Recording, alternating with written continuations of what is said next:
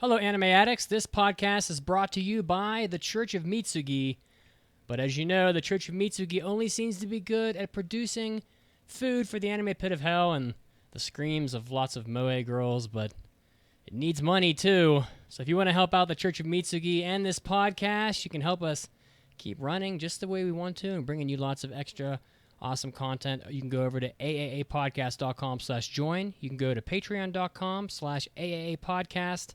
Or just aaapodcast.com/donate if you want to throw us a couple bucks, and you'll be getting our hentai episodes. You'll get our hobby addicts.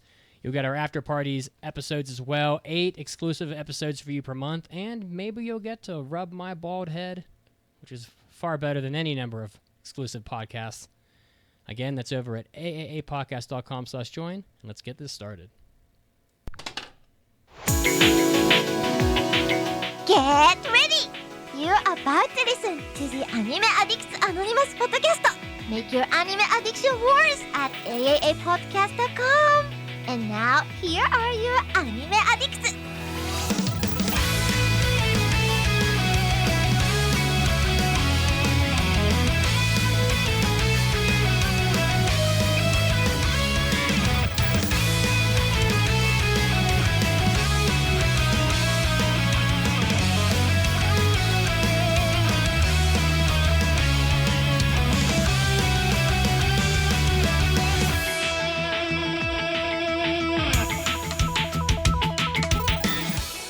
Hey everybody, welcome to episode 571 of the Anime Addicts Anonymous podcast. We are still trying to make your anime addiction worse. I am your host, Mitsugi. Of course, I am joined by a full boat. We've got Mason. Hello, welcome to the Filthy Podcast with Filthy Devils. You're gonna love it here. Wow. And we also have from Lower State New York, she's ready to bring the heat. It's Caroline. Hello, hello. How is everybody here? I'm doing good. I've got my coffee. Feeling good. What kind of coffee is it, Mitsugi? I don't know. It's some local coffee from Colorado, and it's got plenty of whipped cream in it, so I'm feeling pretty happy about that. Because I remember you guys grilled me about my coffee choice a couple of weeks ago, and it left me very confused. I'm sorry. And we're also joined by a special guest today. We have Shocking from the Tokyo Podfathers and Just Weebs podcast. So introduce yourself. We're happy to have you. Thanks for joining. Hi, thank you so much for having me. I'm truly honored to be on here. You guys are kind of the goats, so I mean, it's like playing up with the big leagues. So, yeah, thanks for having me. And I'm joined by my leftover Dunkin' coffee, which you can feel free to snob me. I don't care. It was like kind of fine, kind of okay. Well, I mean, but you drank the whole coffee, so it must have been good. Mm-hmm. Yeah. Yeah, if you put enough stuff in it, it tastes good at some point.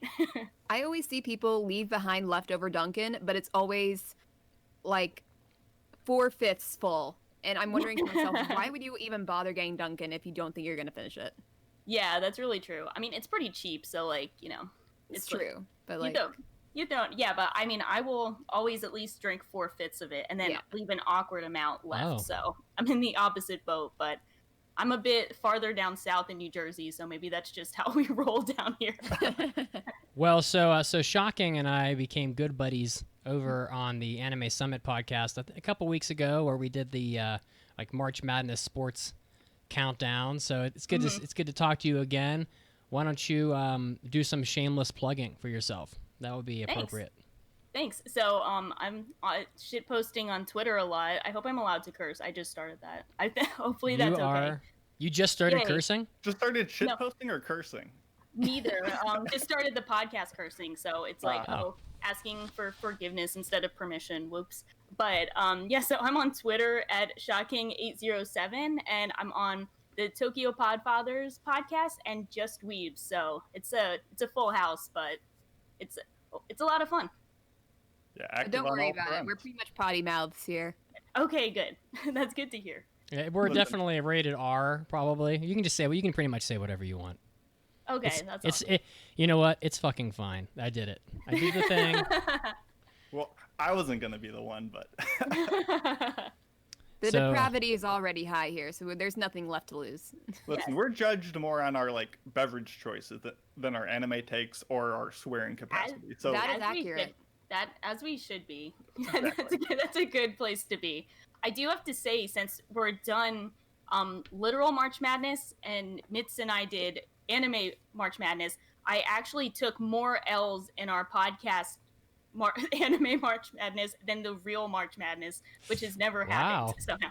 Because So- I went like 0 for like 12 at some point. that's almost impressive. Yeah. That's that's just as difficult as going 12-0. It Yeah, is. yeah. That's like when you get like a 0 on the SATs instead of a full score, and so they think that there's like something up. But yeah, sometimes it's just luck to be that bad. I think at that point they think you're trolling, probably. Yeah, exactly. So, by winning of March Madness on both ends of the spectrum of losing and winning a lot.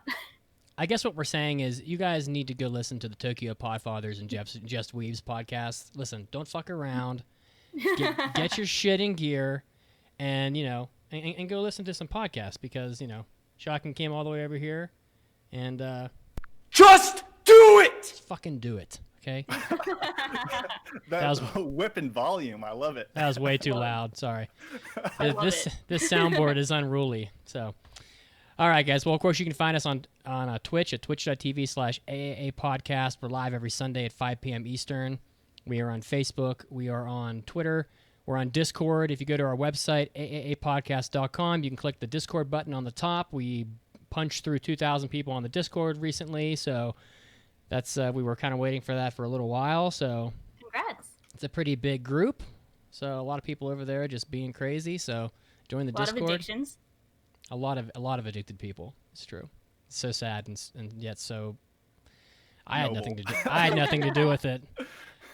Guys, today we're going to be finishing our Great Ghibli countdown. We got through all of the quote unquote like not good Ghibli movies, which is impossible because they're almost all good. But we're going to get to the top 10, so this is where we get to crunch time to stick with the the sports terms, and we're going to count all the way down to number 1 and find out what Ghibli film you guys thought was the best ever, and then we're going to talk about the Promised Neverland season 2, which, well, we'll see how that goes. So, I'm sorry. Okay. does anybody else have anything they want to add before we get started? No, feeling good today. Let's Fucking do it. do it. Oh, you got hurt first. Caroline cursed. 大ニュースです。It's time for big news of the week. I saw That's some just a one-off. I'm not gonna do it Oh. constantly.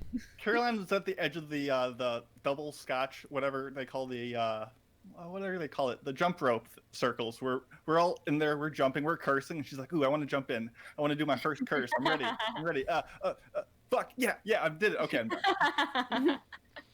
I was very much a pure mouthed person growing up. Oh, I would never even say hell or anything like that. And Wow. then I went to college. Yeah. That sounds about right. Yeah, but still, I'm a pretty. I think I'm a very chill person. Yeah, we'll let you hang around Pancake a little longer. You'll be swearing like a sailor in no time.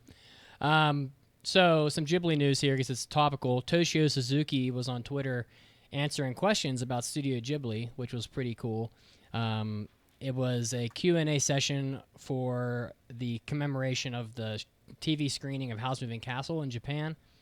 And he was talking about trivia from House Moving Castle and also about Miyazaki as a creator. So I just pulled some funny clips, some funny notes here that he had said that I saw on the article, and I thought I'd read them off because some of them are pretty funny. So he said that when creating House Moving Castle, Miyazaki based Sophie off his own mother and Hao off of his ideal self. And according to Suzuki, all of Miyazaki's heroines are based off his mother when she was young because Miyazaki has a mother complex. Oh gosh. So I thought that was pretty funny. Also, the food depicted in Ghibli films all look so tasty because they were all drawn. They're all drawn from food that Miyazaki himself has cooked. Okay, I feel like that's just a flex. Yeah. Yeah. It's like he cooked so amazingly. He animated it just from the picture of it. No, he did not. I don't believe it. Suzuki's Gordon like, Ramsay, step off. I've got the best eggs in the business. Yeah. Suzuki's like, what's that? Oh, Miyazaki's gonna be pissed about that last comment. Oh, we better let him flex a little bit. I will say, when I went to the Ghibli Museum the second time, I went when they had the food exhibit and they had like life-size replications of all the dishes from the movies. Sadly, you could not eat it, but it was way better than you could possibly imagine. So that's my small adjacent flex. Suzuki confirmed that Heen the Aaron dog is based on Mamoru Oshii because their quote faces bear a strong resemblance. And I put the photos in the show notes of the two of them. They literally gave an homage to Mamoru Oshii, the creator of I think Ghost in the Shell, because he looks like a dog with long hair. And Suzuki said that his favorite Ghibli character is from a work that is still currently in production, which I call bullshit on. That's a flex. That's just him having to be a producer and like trying to reinstill confidence that we're actually going to get this movie. And that it's going to be good. That's such a hipster move. Like, my favorite character hasn't even been released yet. Like, okay, we get it. You wouldn't even have heard of him. Yeah. And that's all I had, guys. Short and sweet. Just wanted to whet your palate for more Ghibli coming up. Caroline? All right. So I guess I'm next. This is a very scandalous story. You might even call it shocking. Anyway. Wait! That could have been worse, so I'll take it. Oh, it's gonna I'll go get with no. Okay. So one of the picks that I had for the season is called "The World Ends with You." It's based off a video game. And originally, their opening song was going to be done by a band called Ali. And if that sounds familiar, it's because they did OPs for like Beastars, they did Jujutsu Kaisen, they did Noblesse. So especially based on Beastars, their opening was fantastic. Everybody loved it. I think it even won like best opening last year. Yeah. Or actually this year for the Crunchyroll Awards. Anyway, so here's the thing. They were announced to do the opening song, but just recently last week, it was announced that they will no longer be doing the opening song because the police has arrested their drummer. He goes by the name Kahidio, but his real name is Kadio Shirai. So he's the drummer of the band, and he was arrested on alleged special fraud charges. According to investigators, Kahidio received cash from ATMs as part of a scam operation. Because here's some background. In recent years, Japanese police has been investigating a rush of refund scams. And in these scams, suspects pose as officials and promise government refunds to unsuspecting victims if they withdraw cash from ATMs or provide their ATM cards to the suspects. So yeah. I was gonna say, did he join the police like the band or? No. So following the arrest, the anime is changing its opening song, but it is being aired as scheduled. Who the fuck does this kind of shit? Like that's what I just don't get. Like there's always these famous people or like famous athletes, and they're making tons of money. They're famous, people love them, and then they're just like, you know what? I just can't resist. Fuck it. I'm gonna rob a bank or kill somebody. It's like crazy. Just like behave yourself and have a nice career. Like I can't get it sometimes. I mean, I don't know much. I was gonna say, if you've ever seen the show Hyogemono, which you absolutely should, it's one of my favorite. But the drummer, I think, which it's always the drummer, was caught violating. He was smoking that, as Caroline called it, the devil's lettuce. Yeah, I do call it the devil's lettuce. That marinara sauce. Just from that, they actually were doing the OP for that show, and after like the 5th episode, they cut the band completely and removed it. So just from like that minor of an offense, like Japanese industries are very quick to like say we do not associate with it and cancel it. So sad, because that was a great opening, and luckily we got some good ones later, but not the first time. Yeah, that's what I thought it was when I first heard the news. I was like, oh, did he just smoke weed? And they're doing that thing where like Japan takes weed to like Oh they my take God. it so seriously that it's like cocaine. So they're like, no, Jesus. scorch earth. We want nothing to do with this band. But I guess if he's actually robbing people, that's crossing the line. So I'm like, yeah, fair move. Yeah, and it's really disappointing because they've done some really good stuff for openings, and I I was love looking them. for. I would have looked forward to seeing this opening, but Yeah. of course you're not going to be able to see it at all. So it's So just I'm guessing that because this is so late in the process, I'm guessing the animation has already been made, Yeah. and they're Yeah, just it's the flipping the same. songs. And if you go back and watch like the trailers, like the PVs for the show, they usually tend to use the opening in those trailers. So I guess if you really wanted, you could sync the music from the trailer on top of the new or Well, opening and see if it fits. well, I do know which song they were going to use. It's called Teenage City Riot. So I guess you can kind of make your own opening based off of that. There you go. But Director's yeah, cut. I'd be interested to see because I haven't watched the show yet. I'd be interested to see what the new opening is going to be like and if that syncs at all to the animation they've already provided. Yeah, Yeah. I bet we're gonna have to release the Ollie cut and see if that's gonna be Yeah, like it's going to be in shown. 4:3 aspect ratio. Black and white. Exactly. Preserve the integrity. That's how Ollie would have wanted. Yeah. Mason. My news is pretty quick, but I don't know. I've never really even used Tubi TV before, but a whole slate of top tier anime movies are coming to this program, which is free to use.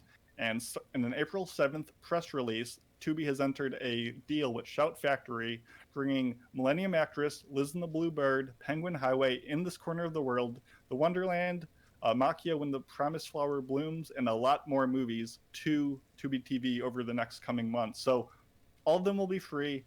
Pretty much all of them you should check out. They're coming both subbed and dubbed in a lot of them. And I just looked through their catalog today. They have tons of great movies like Akira, Ghost in the Shell, Redline, Belladonna of Sadness, Fuse Hells, and so much more. So for those who are like, oh, I've watched all of the Ghibli, which you probably haven't, don't lie to me, go watch that. When you're done, there's a whole slate of good movies elsewhere for you to check out. So please do that. That's awesome. So I at first the only news I could think of last week was the Ollie news, and that was really sad. But then I realized if there are any other Penguin Drum fans out there, that Penguin Drum, in honor of the 10th anniversary of the original anime, they're releasing a compilation film called Penguin Drum. No, it's actually not called that. It's called Recycle of the Penguin Drum. Gotta love the re-titles. And Gotcha. so Those are hip these days. they are. Gotta return all the return to zeros. I'll take it. That How kinda many works for the- how many re-animes are there? I'm gonna look this up. Recreators, ReZero, There's so now many. Recycle. Recycle names. Yeah, recycle the names. And so they were having a crowdfunding event for it, and apparently it achieved the first goal in 150 seconds. So they raised 10 million yen, which is about $90,000 USD. And so I think the plan is it's going to be a compilation film, but they're going to have new scenes added, and it's still going to be done by Ikuhara, who's the director, and I think it's going to be animated by Brainspace, but there's no ETA for it. But I'm very excited. I love more Penguin Drum. Even if they just add 2 new scenes, it's already worth it for me. So yeah, get hyped. I remember when they announced this, I think a bunch of people were bummed because it's only open to people inside Japan. And everyone's like, Yeah. I want to give and receive because I Yeah. love Penguin Drum. But glad to hear it's off to such a good start. And because it's Ikuhara, he's not going to be oh, just slap it together, reuse all this. He's going to do something zany and wild with it and probably mess with everything I know about the series for the better because that's just how he does. And I'm on board with it. Yeah, it might not be the adolescence of Penguin Drum, but even if he just adds some new things to it, I'm already so excited. So great way to celebrate the 10th anniversary, and for people who haven't watched it, go watch Penguin Drum and get hyped for a new movie. All right, so we have the results are in. We had some help from Twitch, but there's Re-Infinity, Re-Life, there's Recreators, Re-Zero, Re-Hamatora, and Re-Monster, Re-Marina. Am I missing anything? Oh, Tokyo Ghoul Re. Tokyo Ghoul. We don't say that That's around not here. irrelevant. That's a That's swear irrelevant word. for later That's a on. line we don't cross. But yeah, it is relevant, sadly.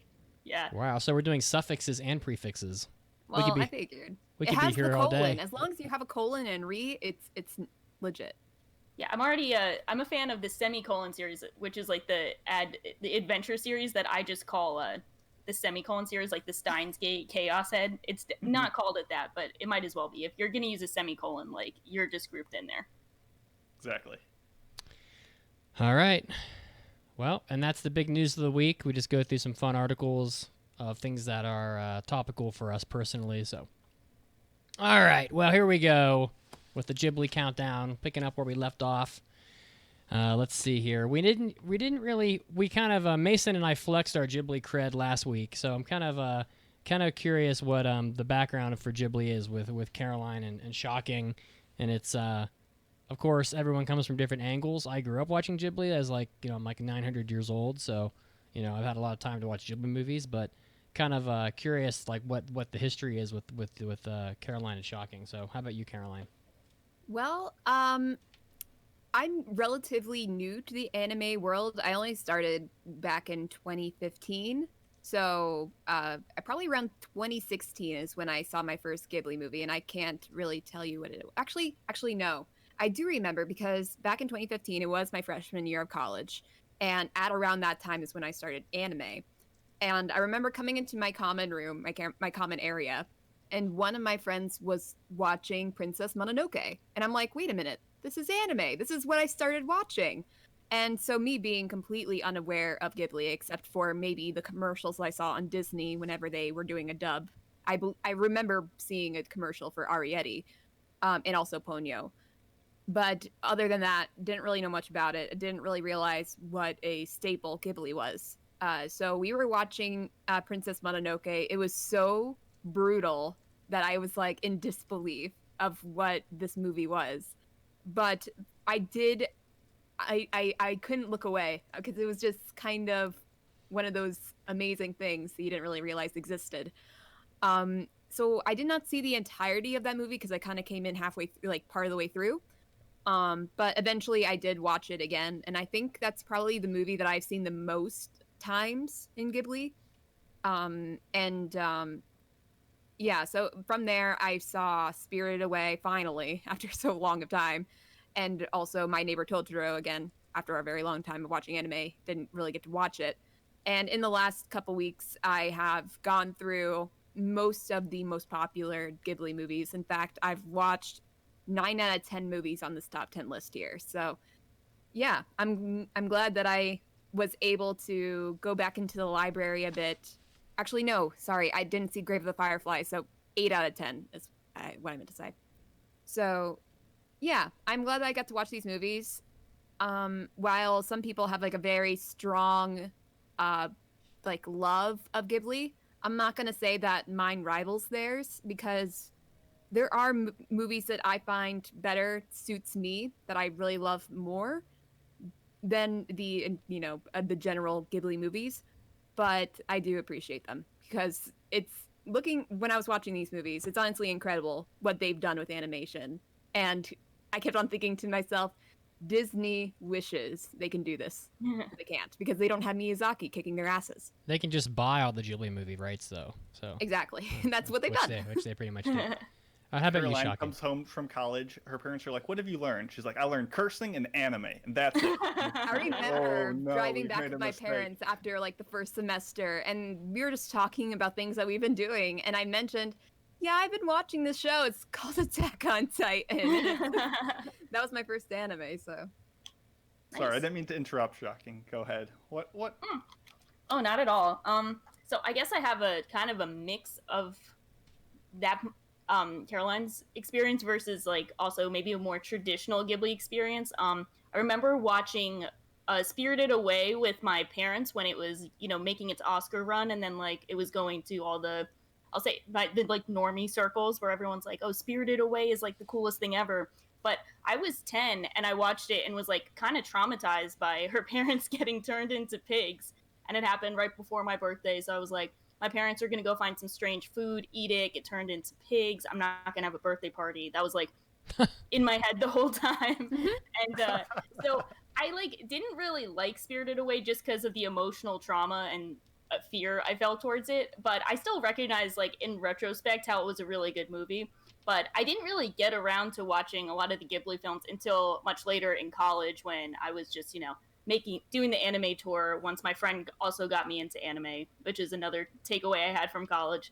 So over the past like 4 or 5 years, I think I've gotten to see like maybe like 5 or 6 Ghibli films, but this podcast gave me a great opportunity to finally watch like the remaining 3 I had that were on this list, which were Totoro, Grave of the Fireflies, and Kiki's Delivery Service. So I thought I had them all covered, but those were definitely some classics that I hadn't gotten around to. And I mean, I really love them. I think, Ghibli at his worst is better than most people at their best. So it's really kind of a wonder to see how he exists, how he's kind of changed the industry, how he's become such a staple. And, side story, my dad had some like top 100 films to see before you die. And you're always going to find like Spirited Away on that. So I'm glad he's kind of like representing anime and making it look, so great as a medium. So yeah, he's just kind of a goat.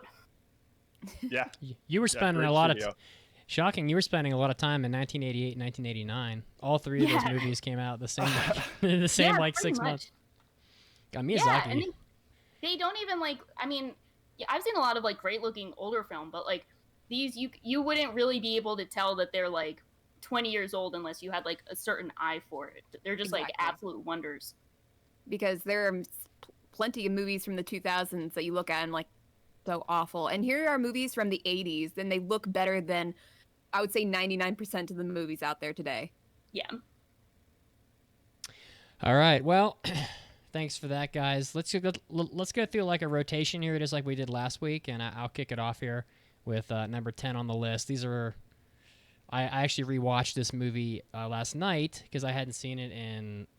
There's some movies that I've seen like honest to God, I've seen like Totoro probably like 37 times, but then there's some movies I've only seen like once, and I wanted to get a refresher, so I watched this film, the number 10 on the list, last night, and that is 1992's Porco Rosso,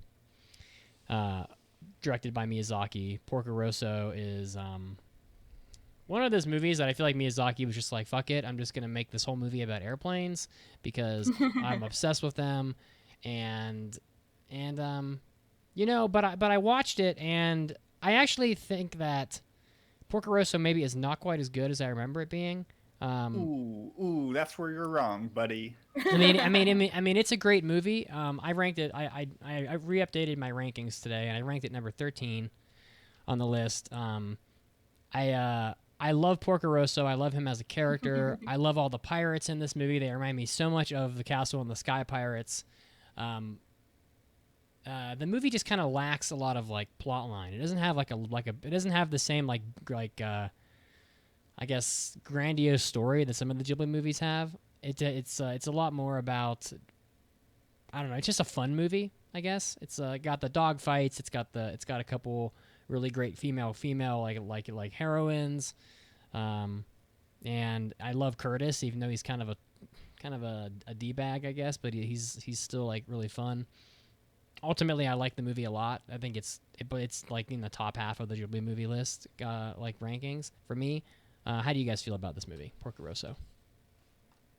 I think even more than airplanes, Miyazaki just loves lovable pirates. Like, these are supposed to be like ruthless, bloodthirsty criminals who like pillage and kidnap. And in all his movies, they're just big softies. And this movie like opens with them like kidnapping this like group of schoolgirls, and it's so playful and heartwarming. Like, it just sets the stage for this whole movie to, like you said, Mitz, it's very laid back and just enjoyable. Go ahead. In Castle of the Sky, they were pillaging and kidnapping for half the movie. But then they always turn into best buds by the Oh, end. come on. I'll get into this later on with Castle in the Sky, but there was no reason for their character change. Sorry, go ahead. Ooh, listen, teaser. Like I said before, I'm a big airplane boy, and I just love how tactile this movie is. Like, every time you see Porco like starting up the engine or like changing gears in the cockpit or like shifting levers and stuff, like, it always feels good to watch. And of course, we then get the in-depth like where I get to geek out about Naka airfoils and angles of incidence and ailerons and stuff. So like, that's all up my alley. And I don't know, I feel like if you get caught up in this movie about the fact that he's a pig and you're like, why is he a pig? Like, I can't get past the fact that he's a pig. Like, because pigs yeah, fly. I still have some issues. But like, I That's don't know, exactly like, why. When Come pigs on. fly. When pigs He- fly. he plays it into this like suave and lonely character that I just enjoy it. And the scene of this like big Italian family where all the ladies are coming in to fix the plane and cook dinner, it's just a meraviglioso.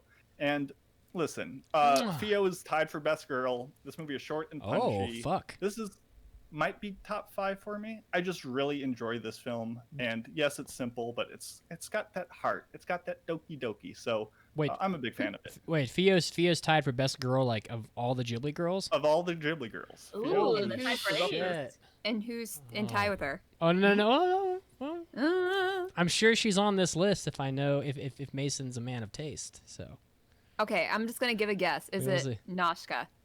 I will say that I've done a waifu war segment about one of the Ghibli girls, and it's not her. Oh. I think it's probably. I think I know who it is, but I'll wait and see. we'll I figure feel it like I out. will remember. I'm in gonna a take it. minute.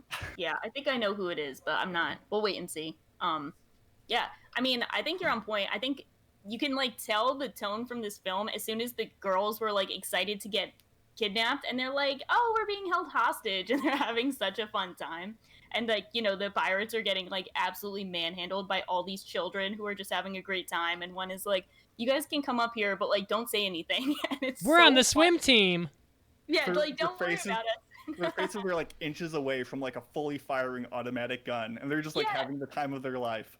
Yeah, exactly. Like they're like shooting guns and they're like, "Yeah, let's go." And they're just having such a ball. And I think that's such a great tone for this because, you know, it does deal with some serious topics like the depression, you know, war, losing comrades. You know, you do have like serious segments, but it never loses that like really fun, playful tone.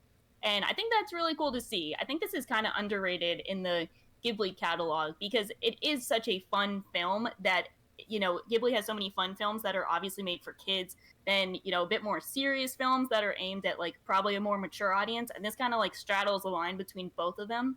And I think it's, you know, something I could definitely show an adult but still bring the fun childish nature to some of his other films. So this is one of the 2 films of this list that I have not seen. Ooh. I might have if I had like maybe another day or 2, but yeah. But you just saw didn't get all to the it. others though. Except for Grave of the Fireflies, and that's just because it wasn't on the streaming service I was using. So You became quite an aficionado on Ghibli in a short time. well, I had the time. We appreciate it. All right, let's move on. I Yeah, think we got if a lot to get through. if there's nothing else to add, let's get on. Let's move on. In honor of our guest, why don't we let Shocking do the next movie introduction? So I guess number 9 is Ponyo, which is one of the more recent films from 2008. And this stands out to me for 2 reasons. One, my mom was trying to convince me that we had seen Ponyo, and I told her at least 10 times we have not seen this film. And the second is I remember it being used as part of a really popular meme back when Maid Dragon came out. It's that Kana can cross this, and they used the background shots from Ponyo. And it's a funny meme, but it's that's the first time I saw Ponyo in action. And it's this really fun, playful film about like this water fish spirit thing. And, you know, she becomes friends with this boy and they love each other. And it's kind of a meeting of the worlds of like normal human world versus like under the sea. And as a big Little Mermaid fan, I love just every aspect of like these mystical underwater life and just, you know, top tier water animation for like close to 2 hours. So it's really fun, really childish, but it's a really fun time. So Would many you bubbles. dare say that it has fluid animation? Would I Hey. dare? I don't know if I could dare to say such a thing.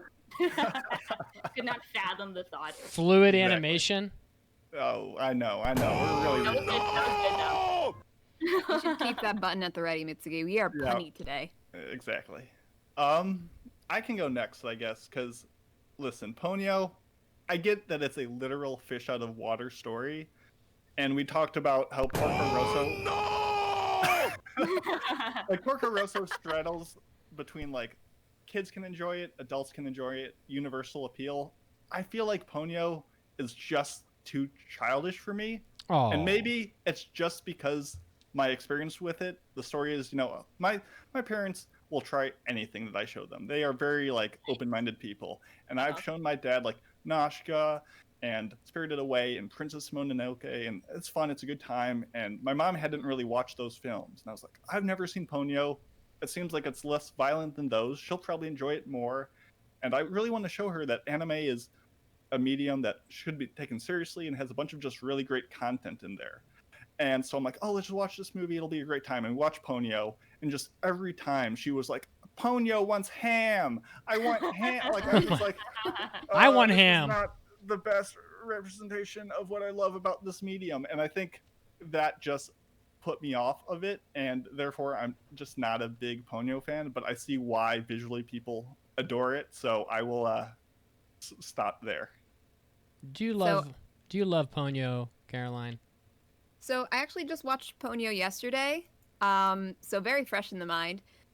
It was okay. It certainly wasn't my favorite. I wouldn't say it's like, maybe like, I don't know. I can't even say to put a number on it because I haven't seen like 10, 15 Ghibli movies. So as high, I would probably put it as high as like 5 or 6, but that is not actually that high because I haven't seen all that many Ghibli movies because I haven't seen barely any of the ones that you guys talked about last week. But I did love Ponyo and Sosuke. I thought they were adorable. Sosuke actually sounds like a kid, which I appreciate. Mm-hmm. And, you know, I think their interactions are cute. The only thing is that, well, I wouldn't say it's the only thing. It just, it seemed a little bit strange to me. I really can't put my finger on it. One thing I also did like is that the town that they live in, it gets completely flooded. Sorry, spoilers. Completely flooded. Like, everything is totally underwater. Their town is like the bottom of the ocean. And yet they're so positive. They're just rowing their boats. They have the flags going. They're like, go on Sosuke, go to Lisa, go to Lisa. I'm thinking to myself, why does he refer to his mom and dad by their first names? And that never gets answered. And also, finally, this movie has some of the worst representation of driving I've ever seen. The mother in the world. She's a crazy driver. Yeah, like she's like drifting over like tidal waves and shit. Yes, she literally. Okay, so if you guys don't remember, there is this part at the very beginning of the movie. There is a boat that is coming into this dock, and like it also doubles as a roadway, kind of like a train. So basically think of this boat coming in. It's like a train, along with flooding water. And instead of waiting, like as you should, to get this ship through so you don't bring your child and your car into a massive flooding water and getting hit by a boat, she goes through it! Oh, yeah, she does. Listen, for this, when you watch Initial D, nothing's going to stop you. You just got to go for it. She had the music playing. She had those 90s Euro beats going, and she's just feeling it.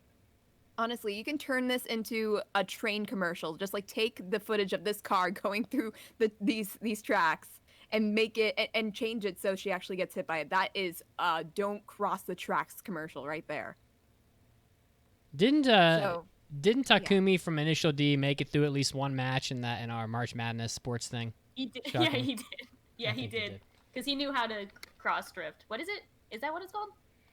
Cross drifting? Something like that. I don't know. I forget. I still have to see it, but it looks fun. Listen, you gotta control the tofu in the water cup. That's what you need to do. Mm-hmm. Don't spill the water. I'm not a huge Ponyo fan. Like, it's weird though. It's like I watch a Ghibli movie, and every time I watch one, it's like my new favorite movie. So for all I know, I think I watched this in theaters when it first came out.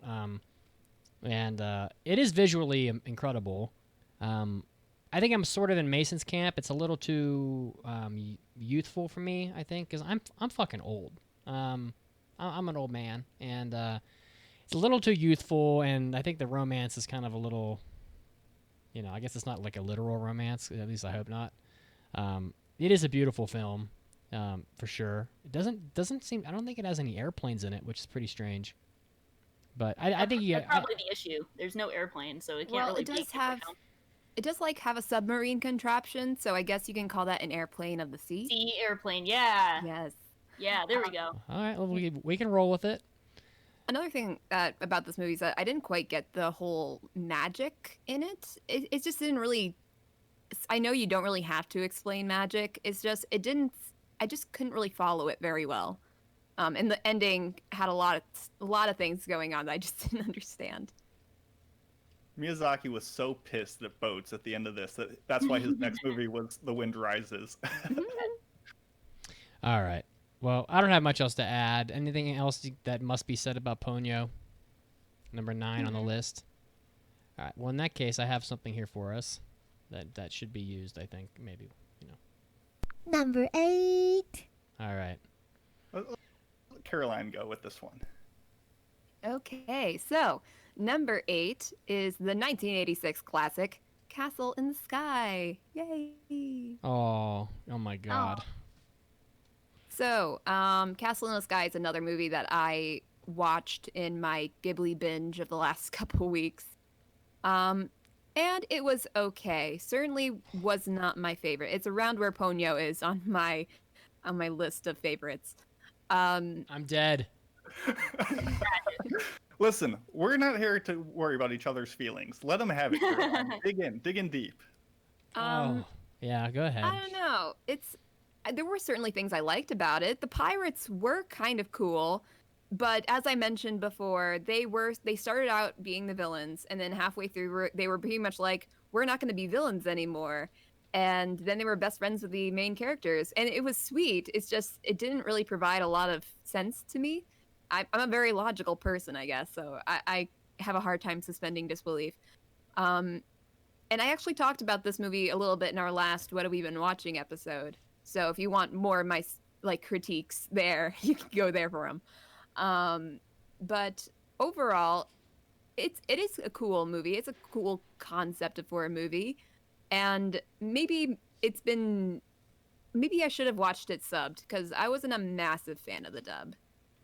That's also a thing. This movie's theme song alone is just like carrying you. The theme is so. It might be my favorite Ghibli theme. I'm not really sure exactly. It could be, but the theme song alone is just. I mean, it's just like breathtaking. Like, just takes the wind right out of me because I love it so much. I hope they play it at that concert in August. I think they probably will, but I don't know. This is Pancake's favorite Ghibli movie. If she were here, she would be pumping this movie for sure. It's definitely more of an action movie, sort of like a sci-fi action. But it does have a little bit of everything. It's got robots in it. It's got girls falling out of the sky. It's got the cool pirates, and these are much more competent pirates than the pirates from Porco Rosso. And the mom. What the hell's her name? Mom. They call her Mom, I guess. Yeah. The mom pirate is.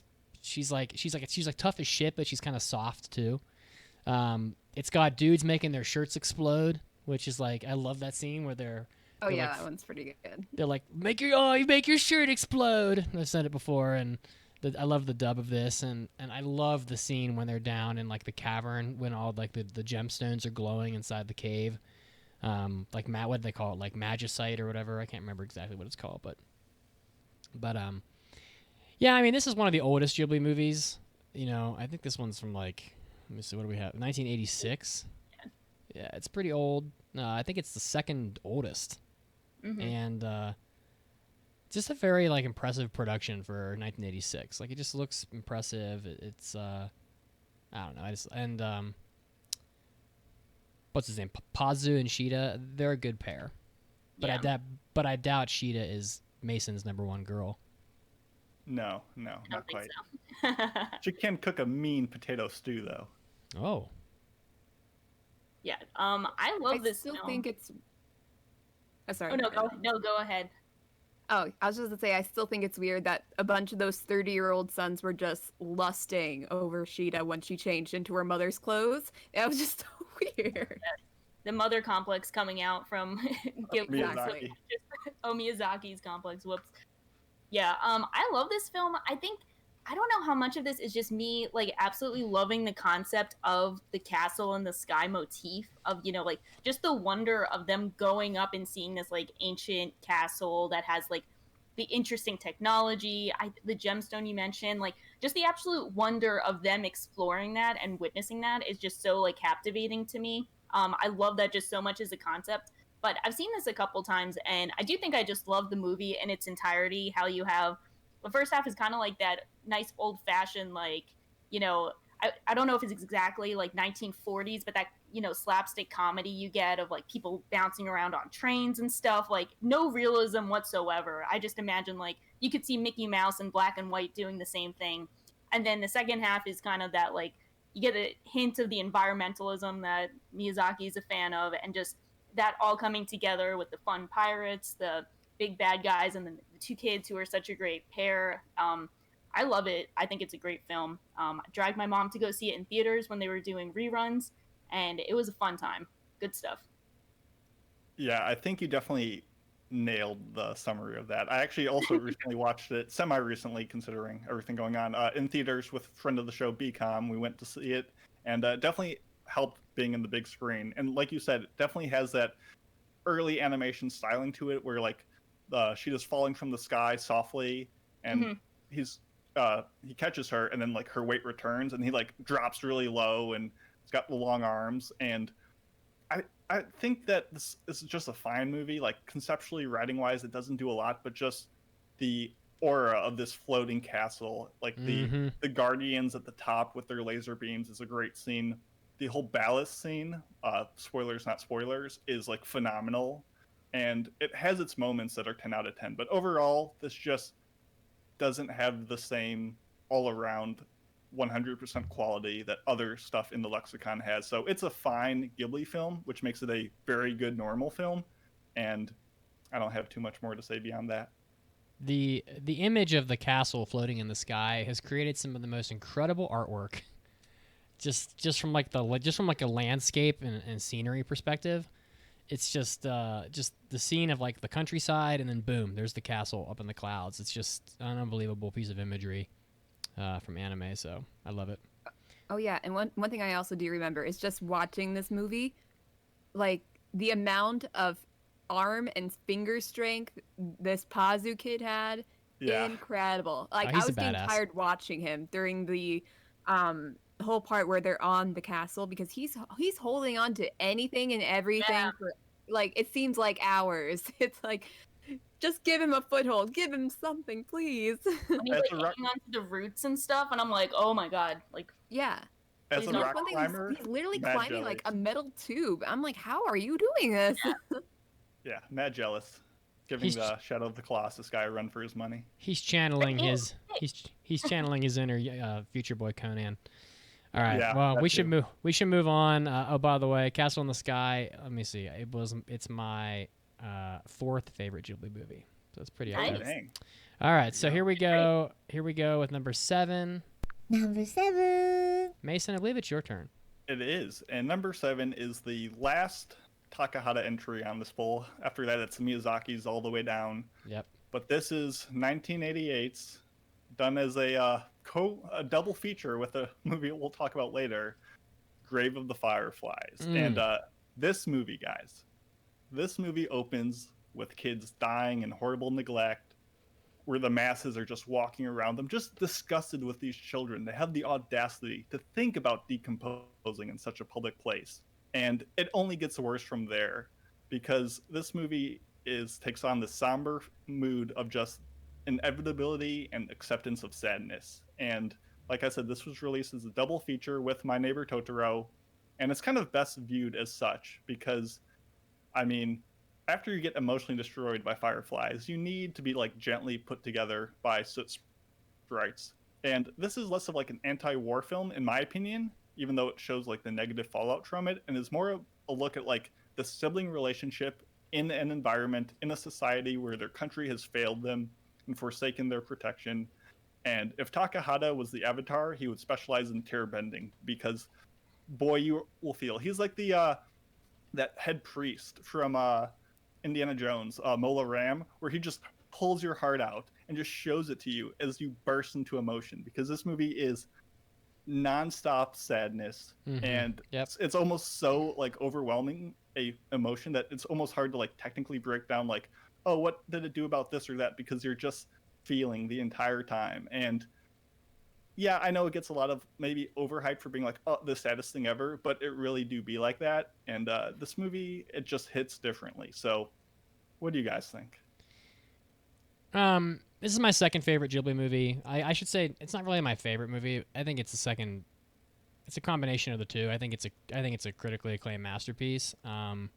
It's not that surprising that Takahata would make a movie like this. I just looked it up. He was born in 1935, which would make him like around 10 during World War II, I think.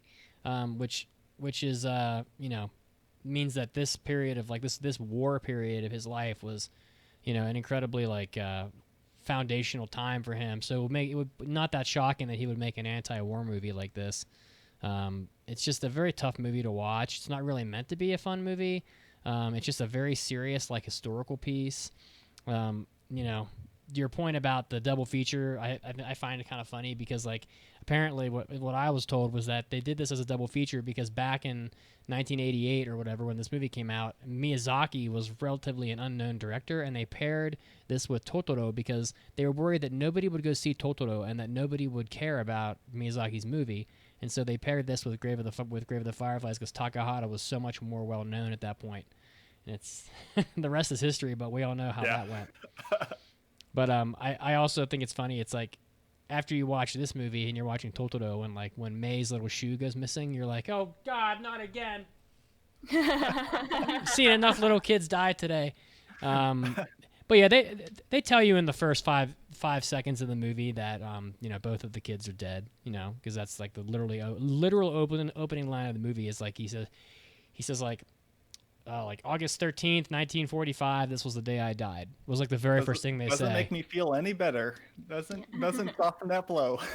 So it's it's a special movie. It's a very powerful movie, but it's not the kind of movie you watch a whole bunch of times just because it's a little tough to watch it all, just over and over. I will say my favorite scene from the movie is the very classic. It's a very sort of cliche classic scene from the film is where they open up all the fireflies under the blanket. It's like halfway through the movie, and they're like living in like a cave or like a hut or something at that point, and they open them up, and it's and the fireflies I think are meant to be symbolic of like human life because they don't live very long, and I think it's like that was a time in Japan where I think human life was a little like regretful because so many people were being killed. But anyway, I've talked enough.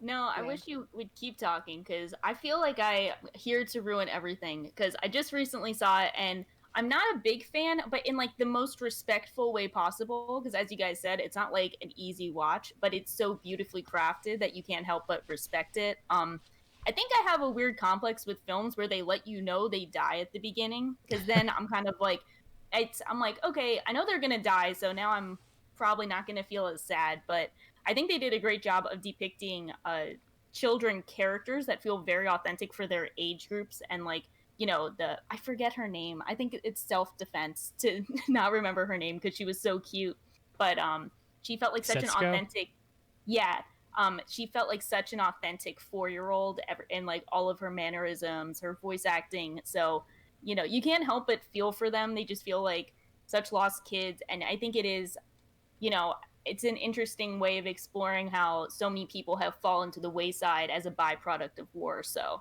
it's a very powerful experience. I think it's definitely a must watch for every anime fan. And yeah, I mean, you just know you're going to feel bad for the rest of the day after watching it. So Totoro's a nice follow-up to try and like get on the upswing for your emotions. Yeah, I mean, as I mentioned before, I definitely had planned to watch Grave of the Fireflies. At the beginning of my Ghibli watching, I had planned to watch in chronological order, but that fell apart when I kind of ran out of time. But before I ran out of time, I was going through the list, and of course, like number 3 on the list was Grave of the Fireflies. I'm like, no way can I do this right now. I am not in the emotional mindset to watch this right now. So, I watched Kiki's instead. So, but earlier today, before this, we got started with the podcast, I was planning on watching one more. Or actually, no, this was yesterday. Planning on watching one more. And I was like, okay, it's time. Let's do this. Grave on the Fireflies. And then I realized it wasn't available on HBO Max, so... It's not? Yeah, this is the No. only one not on it. Wow, that's weird. It's Yeah. because it's never been technically licensed in the U.S., I believe. Yeah, Okay. so I just didn't watch it. So maybe in the future I will. It's just... I am a person, I'm a very emotional person, so I imagine that I'd just be crying from minute one. So, yeah. Grave of the Fireflies, as Shaw kind of alluded to, is the pinnacle of you watch it and you're like, that was a great movie. I never want to watch it again. Yeah, pretty And I much. hate all of you listeners for even giving me some sort of motivation to try to rewatch it. Because I was like, from minute one, I'm like, oh, here we go again. It's a But it's good. It's classic. Also, check out Barefoot Gen if you haven't Yeah. as well, because that's other extremely powerful war film that does justice to it. I don't I have have a lot. seen this in this corner of the world, which is kind of, I feel like people have compared it as like more lighthearted Grave of the Fireflies. Yeah, I Um, think but- yeah, I've heard that too. Yeah, but I do remember this one part in this movie. I know we're not talking about in this corner of the world, but I do remember this one part when the bomb actually drops, and then we see like this mother carrying her child or something like that, and she's just like deteriorating, and I'm like, this is the most Mhm. horrible thing I've ever seen. I imagine that's this movie. Different. It's a different. It doesn't really kind of show horror. it. It doesn't get quite that gory, but you know, Yeah. there's a lot of human emotion. The impact of like this movie of like the time on humans, and Takahata is definitely more of like a human emotion person. And one of the scenes that strikes me is where Setsuko is just like crying, like uncontrollably, like her mother's been like burned up or whatever, and she's just crying. And the boy, whose name is I can never remember their names in this. The boy Seita is like, he's like, look at me, and he goes runs over onto like the like playground equipment, and he's doing like flips on like the little like metal bar thing, and he's just trying to like entertain her to like take her mind off of what's happening for like 5 seconds, because he just wants his sister to not be in so much pain. And it's just like that's like the kind of like thing that Takahata is able to capture in his movies. He's just really good at like just showing you like a human emotion like that. And it's a tough movie, but everybody should see it at least once. I think one time is enough, but everybody should probably see Yeah. it. So Motoko was saying that Grave was licensed in the U.S., so I was incorrect, but for some reason not on HBO Max. Regardless, thank you for the info, and so let's keep on moving because we still have a lot to get through. All right. I know. Oh my goodness, why do we care so much about Ghibli? That's our downfall. All right, number 6 on the list is my favorite Ghibli movie. It always has been pretty much, I think, since I saw it. I think it's one of the coolest movies in a lot of different ways, and that is the 1984 Nausicaa of the Valley of the Wind. Where do I start? Nausicaa is the ultimate waifu, so we'll start with that. She's one of the coolest Caroline characters. called it. She's one of the coolest characters ever, like in anything. And this movie has one of the best theme songs in all the Ghibli films. It has probably my favorite scene in anime period in it, which is where she's lying in the toxic jungle with the Ohm shell over her, and it's just like snowing the toxic spores down all around her while she's like laying under it. It's just like an incredibly like just a memorable piece of imagery. It's got incredible sci-fi like airplanes. It's got awesome like just crazy unforgettable one of a kind like monsters. Like the Ohm are so fucking cool. And It does look like a little bit like a Lovecraftian monster there. it's so neat. It's got sword fights. And Nausicaa's just like there's so many cool things in this movie that stand out as like these just unique creations of Miyazaki. It's got Tato, the little fox squirrel. It's got Nausicaa's glider. It's got Nausicaa's like little whistle thing that she uses to like control the Ohm. It's got it all in my opinion. And this movie is the only thing it doesn't have is the ending is a little cut off. But you can't make a 5-hour movie. So, what do you guys think? Mason? I'll let you guys, because we don't have two people Let's, gushing about it back to back. We need a sandwich here. Let's let Shocking Okay, go well, next. I still have to. Well, I'm gonna gush about it anyway. So I love Okay, it. I guess that's me then. Oh no! I'm not going to say that it's bad. I'm not going to say that. I'm just saying it just did not grab me the way that other movies have.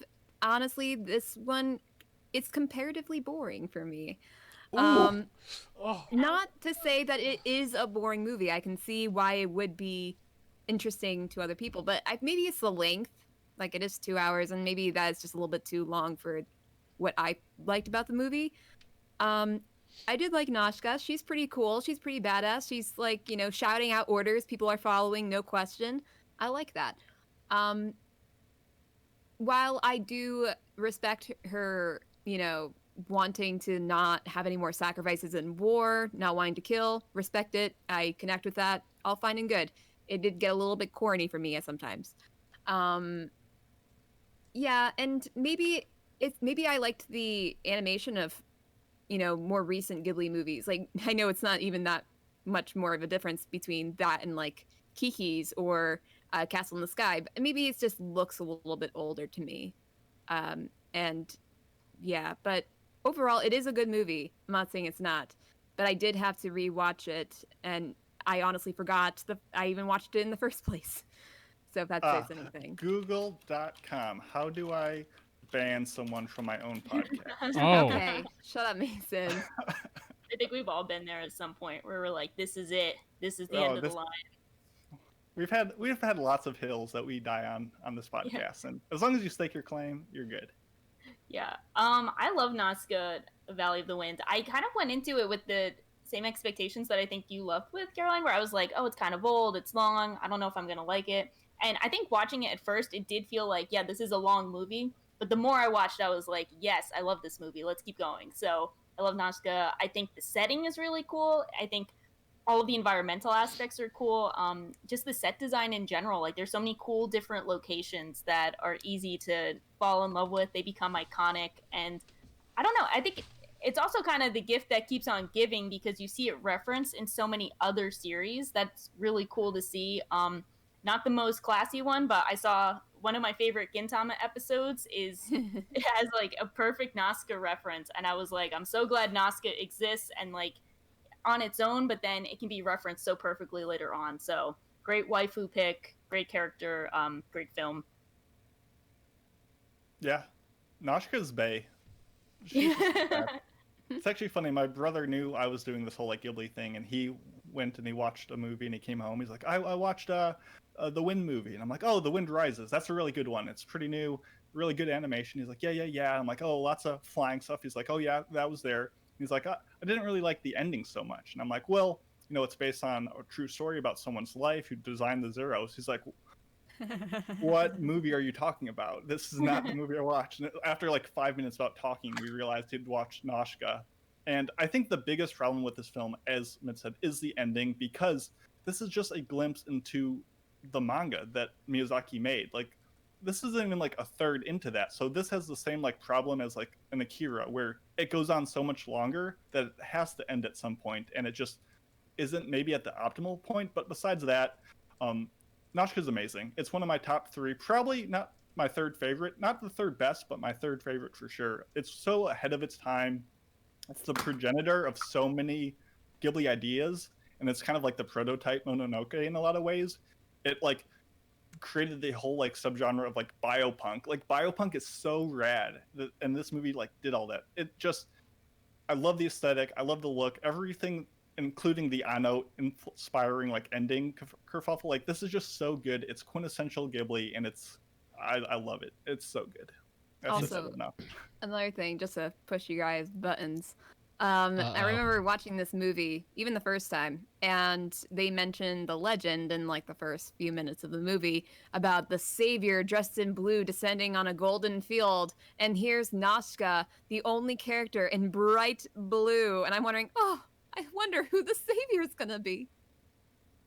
Oh my like, God. obviously, if they mention any savior in any movie, it's going to be the main character, but it's like, it's just so, like, in your face. Like, and like, she's one of the only characters in blue in this entire movie, and I'm like, how do they not think that, hey, maybe she's the savior? And I think it's also funny that it's not the blue outfit she's wearing in the entire movie that this color references, but it's the pink gown that she dons, like, when she's trying to escape and switches places, and then it gets dyed blue with the own blood, which is pretty cool. Actually, I did like that. Yeah, but the whole like legend and the prophecy, it's like, It wasn't really needed. Oh, my heart. See, that's where you're wrong, but we can move on. Yeah, and for only $4,900, you can get a sort of subpar anime cell of the giant monster coming up out of like the hillside. Worth it. They call it the giant warrior. Only $5,000 plus shipping. Oh no, the shipping is free, and that makes all the difference. Read is very the nice. manga, Much everybody. appreciated. The manga is so good. All right, well we got to move on for sure here. So number Oh my 5. goodness. Number 5. Whose turn is it? It's back to shocking. Oh, cool. This is Kiki's Delivery Service. I always think of the Drake song where he says, "Kiki, do you love me?" I don't know why. There's no good reason for that. But so every time I read this, I'm like, "Kiki, do you love me?" But I love the movie, so that's close enough. I watched this like 2 days ago for the first time, even though the movie came out in '89, and I think it's a really fun film. It's kind of, I don't want to say it's different from a lot of Miyazaki films, but I mean, just talking about Nazca, like that's such a grand, epic story. And this one is very much focused on like daily life in this new town, in a really pretty town. It kind of looks like San Francisco. But so it kind of deals with like this depression of this girl coming of age and learning, you know, how to fit in this new town, how to be a witch, you know, how to relate to others. And, you know, seeing her forget how to fly is so heartbreaking, but then seeing her relearn how to fly and like find her way in this new life and build new relationships is really cool to see. That's a very vague summary, but that's what stood with me a lot. And I think, you know, it's a really heartwarming coming of age tale. Kiki's Delivery Service is one of the anime that I grew up on. I love the beginning of this movie. It's such a fantastic way to start the movie. It's got the unbelievable Kiki theme song, which is called what is the theme song called? I believe Soaring. we covered it. Kiki, do you love me? Kiki, that's what I was gonna say. Like, of course, Kiki, do you love me? And she's going out on her own to like find her own way in the world, and she leaves home on her broom with Gigi, her cat, and Adorable cat. GKK, voiced by Phil Hartman, I think it was. Is it? I think so, but it definitely by having like a male comedian voice him, like they've Phil kind of Hartman. drastically changed his character. It's Phil Hartman, and you know, it's like she's off on her adventure, trying to decide where she wants to go, like, you know, become a witch or whatever, and she's taking you along for the ride, and you know, it's just an unbelievable way to start the movie, and there's this interesting way of like sucking you in to you know, to the moment, especially since she's not really all that great at flying at that point, and she's kind of like banging into stuff, and you know, and the whole movie is just like this unbelievable just film about kindness, like the family's kind, the woman Osono, she's kind, Ursula, like the painter girl, she's like super, you know, accommodating and helpful. Everybody's there to like help Kiki, and Tombo is a fucking great character, the boy that like is trying to make his like bicycle flying machine, which is so Miyazaki. And you know, they've got the Zeppelin in the movie. It has a lot of great things, and the setting for the movie is very rich. Like they paint a very vivid imagery of the town that they're in, and I'm sure it's based on some real city. I'm not sure where it is, but some European town, because it seems like all of Miyazaki's movies are in Europe somewhere. But yeah, I grew up on this movie along with Totoro, so you know, it's a special movie for me. Yep. So this was, I think, the second movie that I rewatched, and I have to say, it is one of my favorites. It's like number 2 on my top list. It's very much a very slice of life, but really heartwarming movie. You know, it's just calming, and I can't believe I was about to watch Grave of the Fireflies before this. So. Yeah, and now I understand why everybody wants like a little, like everybody loves Gigi so much, because he's adorable. KK. KK. But yeah, I really enjoyed the movie. The only thing is that the ending felt pretty rushed to me, and honestly, I don't think they really needed a conflict to end the movie. I would have been okay with like, I don't know, maybe just her regaining her ability to fly, that kind of thing. Yeah, but I thought it was really good. Well, they need to have an event to help Kiki overcome her issues with her flying. I don't know, just Tombo being a dumbass and hanging onto a zeppelin. I think they could have figured something out better. But I think that's Miyazaki. Like, he'd be the one holding onto the zeppelin.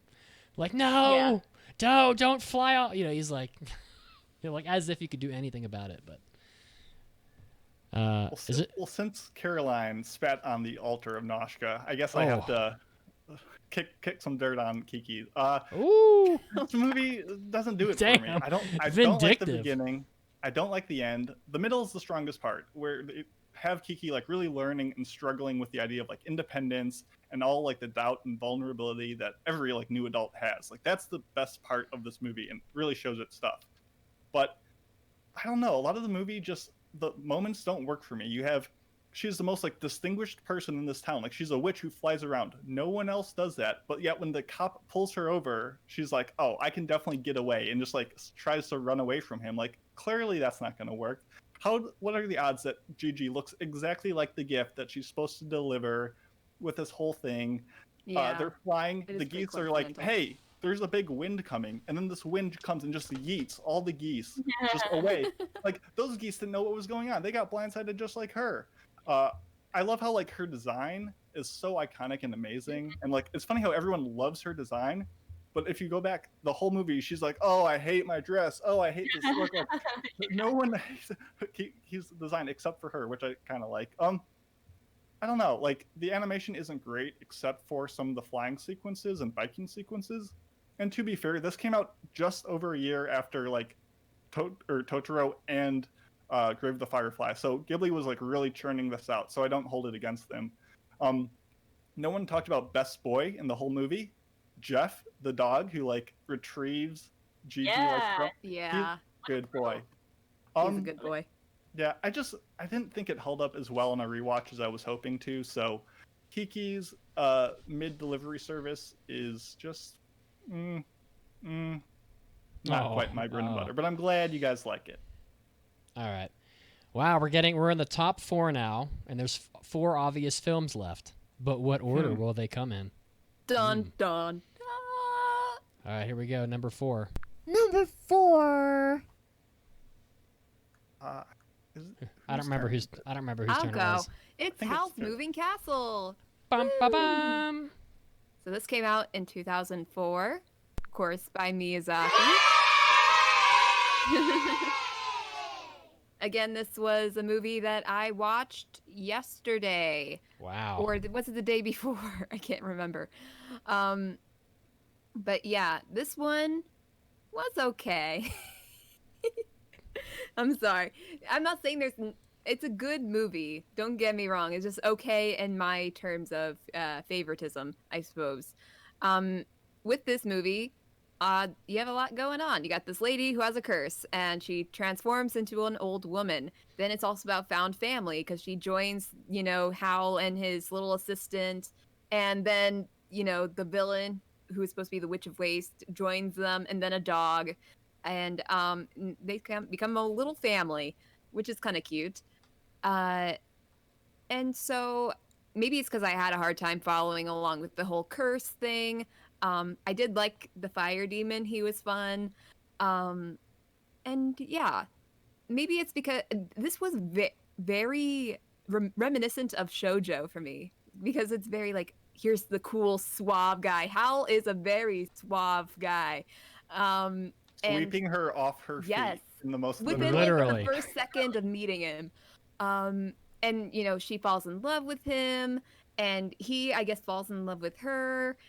And that was kind of like my gripe with the story. So like, you guys don't even really know each other. Like, Howl still seems like a bit of a playboy throughout the entire movie, and I just didn't really learn much about him to make him feel like she did.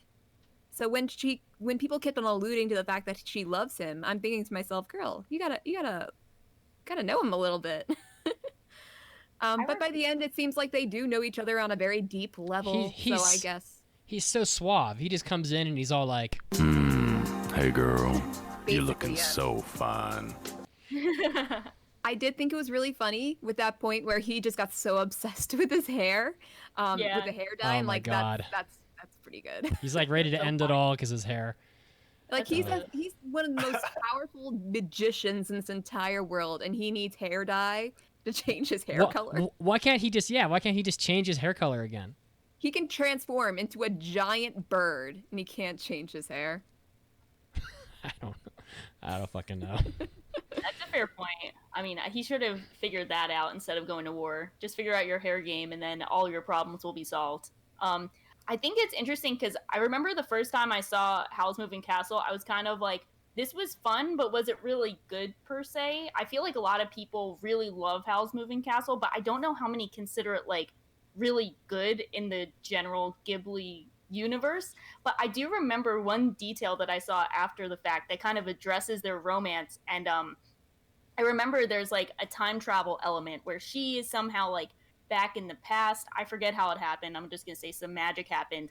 And she meets young Hal, and she kind of like saves him. So he has this image of her. And then at the beginning of the film, his first words to her are, oh, not, like, we see each other again, as if like that like memory stood with him. So I think we're supposed to get the impression that their romance and relationship has spanned like, you know, a long period of time and has gone through the test of time with time travel, which I thought was like a pretty cool like note to think about. It might not necessarily make the film better for people, but I think it's a cool, you know, food for thought. And I think it's interesting that apparently this is Miyazaki's favorite film that he made, and he made a note that he really likes how he showed that you're able to enjoy life when you're older, you know, like trying to give some more meaning to life to the elderly, show that you can still like be a productive member of society or impact people, which I think is an interesting takeaway. So I'm always kind of torn. I like the film a lot, and I think it has a cool take on romanticism, and I think they're a cool couple. I don't know if they're my favorite, but I like them. And you know, Hal is like a huge like husbando type that like you don't really see in Ghibli films. You know, he's got that suave shoujo aspect to him, which is, you know, a unique take. So it's a lot of interesting elements, but I don't know if they come together in the best way for me per se. Low-key, Turnip should have been with, you know, what's her name? Turnip should have been the one true pairing. Oh, yeah, that dude. Oh yeah, I remember. Like you know, love's kiss will break your spell, and she's your love's kiss. It's just like, and they didn't go with that. They didn't even dive into that for more than a second. Yeah, that's a good point. I forgot about that. Forgot about that poor Scarecrow person. He was such a good scarecrow. He was. Boy, there's some great Ghibli sales on eBay right now. There is an absolutely great one of Kiki flying on her broom straight at the camera, and it's already framed. It's only $4,300.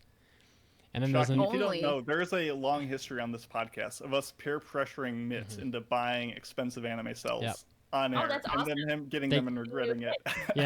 Well, I don't did make him give up his toilet cell. I don't regret it. That last anime cell I bought from Golden Boy is fucking awesome. Yeah, I mean they're getting gradually more expensive, so it's only a matter of time.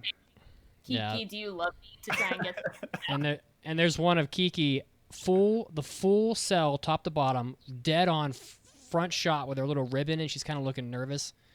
It's only $6,500, but the shipping is free. You say that as if that's not a lot of money. It's well, not for a cell that good. Ooh, you gotta get it. I mean, the Golden Boy one was like $650. So that's kind of like, I think that's about as far as I'll go at this point, but who knows if I ever win the lottery. Yeah, I'm just a sucker for anime cells. So this is actually probably my least favorite Miyazaki movie. I don't really care for Hal very much. I recognize it's like a borderline masterpiece, like artistically, like it's animated flawlessly. It's a great world. You know, it's got some good characters in it, but the movie also cuts out like half the book that it came from, or more than half the book. I find it very rushed. Like the whole thing with the war, they just kind of brushed over it, like in 2 seconds. And it's just, I don't know, it seems a little disjointed. Like it just moves a little too fast. It's kind of like Promised Neverland, which we'll talk about later. But, you know, while it is like a lot of people's favorite movies, it's one of the favorite Ghibli movies. Everyone loves Hal. everyone loves the castle. They're going to build a house castle in the Ghibli theme park that they're building in Japan. It's all this. It just didn't. I get that it's a great romance, movie. It just didn't really hit me quite as well as the others. This one came out when I was in college, and I was already kind of jaded, I think. So I recognize it's a good movie, like generally. It just, for me, it's a little weaker on the storytelling, I think. And sometimes it's okay to have like almost no story. Like Totoro has like almost no story, right? Just like things are happening. It's cute. But Howl's Moving Castle, you can tell there's a very big story there. Like the book is very long. I haven't read the book, but I'm told it's very long. And I think they just I think I recall them saying that to make the movie, they would have just like the book, it would have been like 4 hours long or something. And Miyazaki probably already nearly killed half of his animators making this anyway, so he can only push them so hard. Yeah, like the other Castle movie, I find this movie to be more iconic in its imagery than for the story itself. And there's just, like you said, so many things going on. The aging, the curse, the war, the scattered plot, the stilted character relationships. Like, I feel like The melting howl. it loses really itself turning into slime. along the way. And I probably have rewatched this movie more than any other Ghibli film, because I'm like, clearly people love it. You guys rated it as number 4. Like, what am I missing? And every time I just feel like it loses steam by the end. Should I put you on speaker? Oh. Yeah. Oh, spoilers to come, everyone. Get excited. But essentially, I don't know. Like, I like slice of life shows, and I like shows without a plot. It's one and the same. But this just seemed to have directing issues that robbed it from its meaning. Counterpoint, Billy Crystal as Kelsifer is based and amazing, and my spirit animal. And this is not a terrible movie, but to not have like Noshka or Whisper of the Heart in this slot is a travesty. So, overrated, big sad. But that's enough about Howls, because I think what we have next is really the start of the show. Yeah, Howls is like my 18th favorite Ghibli movie. I don't really care for it that much, although I think it's still a great movie. I think almost all the Ghibli movies are like, they're all almost just about all of them are worth watching. So, Mitz, I'll let you take this next one, because I believe you thought we had one special guest this episode, but we're gonna try something very difficult here. It's never been done before on the podcast ever. We are going to dial in my mother to announce this next film. All right. Can you hear me? I can. Hi, Mom.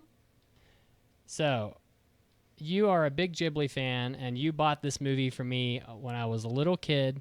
Why don't you go ahead and introduce number 3 on our list today for our Ghibli countdown? It's only number 3? Number 3 out of 20. That's pretty good. Okay, I can't hear what's going on, but yes, I was walking through a store one day back in about 1991. Mom? Okay, I can't hear what's going on. Just talk. They can hear you. Okay. Tell your story, Mother. Okay. Anyway, I saw this VHS tape with this gorgeous cover with this adorable big furry creature, and I thought, boy, it looks like a good movie. My kids would probably really like that. I didn't know what anime was. I can still hear myself talking, but anyway, I brought it home. Do I have to wait till I finish? Huh? Turn your computer off. My computer's not on. I'm on the phone. Oh, well, that's weird. Okay. Tell her so she's should I doing just great. keep talking? You're doing great. All right. Anyway, I brought it home. You were about 6, and I put it. We watched it, and I imprinted on it, like, That's a weird way to put immediately. it. And so this movie, I've loved this movie long before I even knew about anime. It just makes me happy.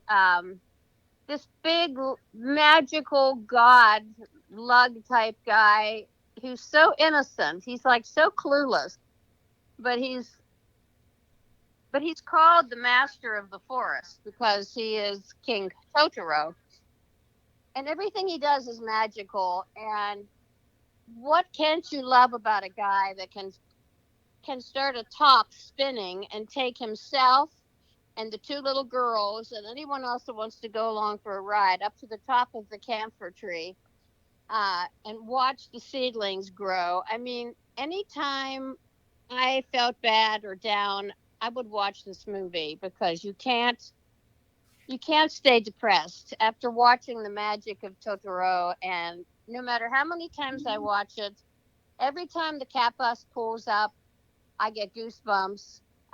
This big 12-legged, hollowed-out cat with big plush furry seats, and will take you anywhere you want to go.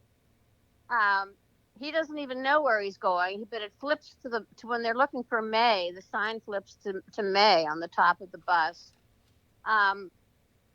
What can I say? This to me, this movie has everything. The scenery, you get to see rural Japan, the way they live out in the farms, and the scenery is absolutely gorgeous. And you get to really respect this dad who's taking care of these little girls while his wife is in very serious illness. It's just, to me, the whole thing is magical. For the music, I have the Ghibli soundtrack in my car.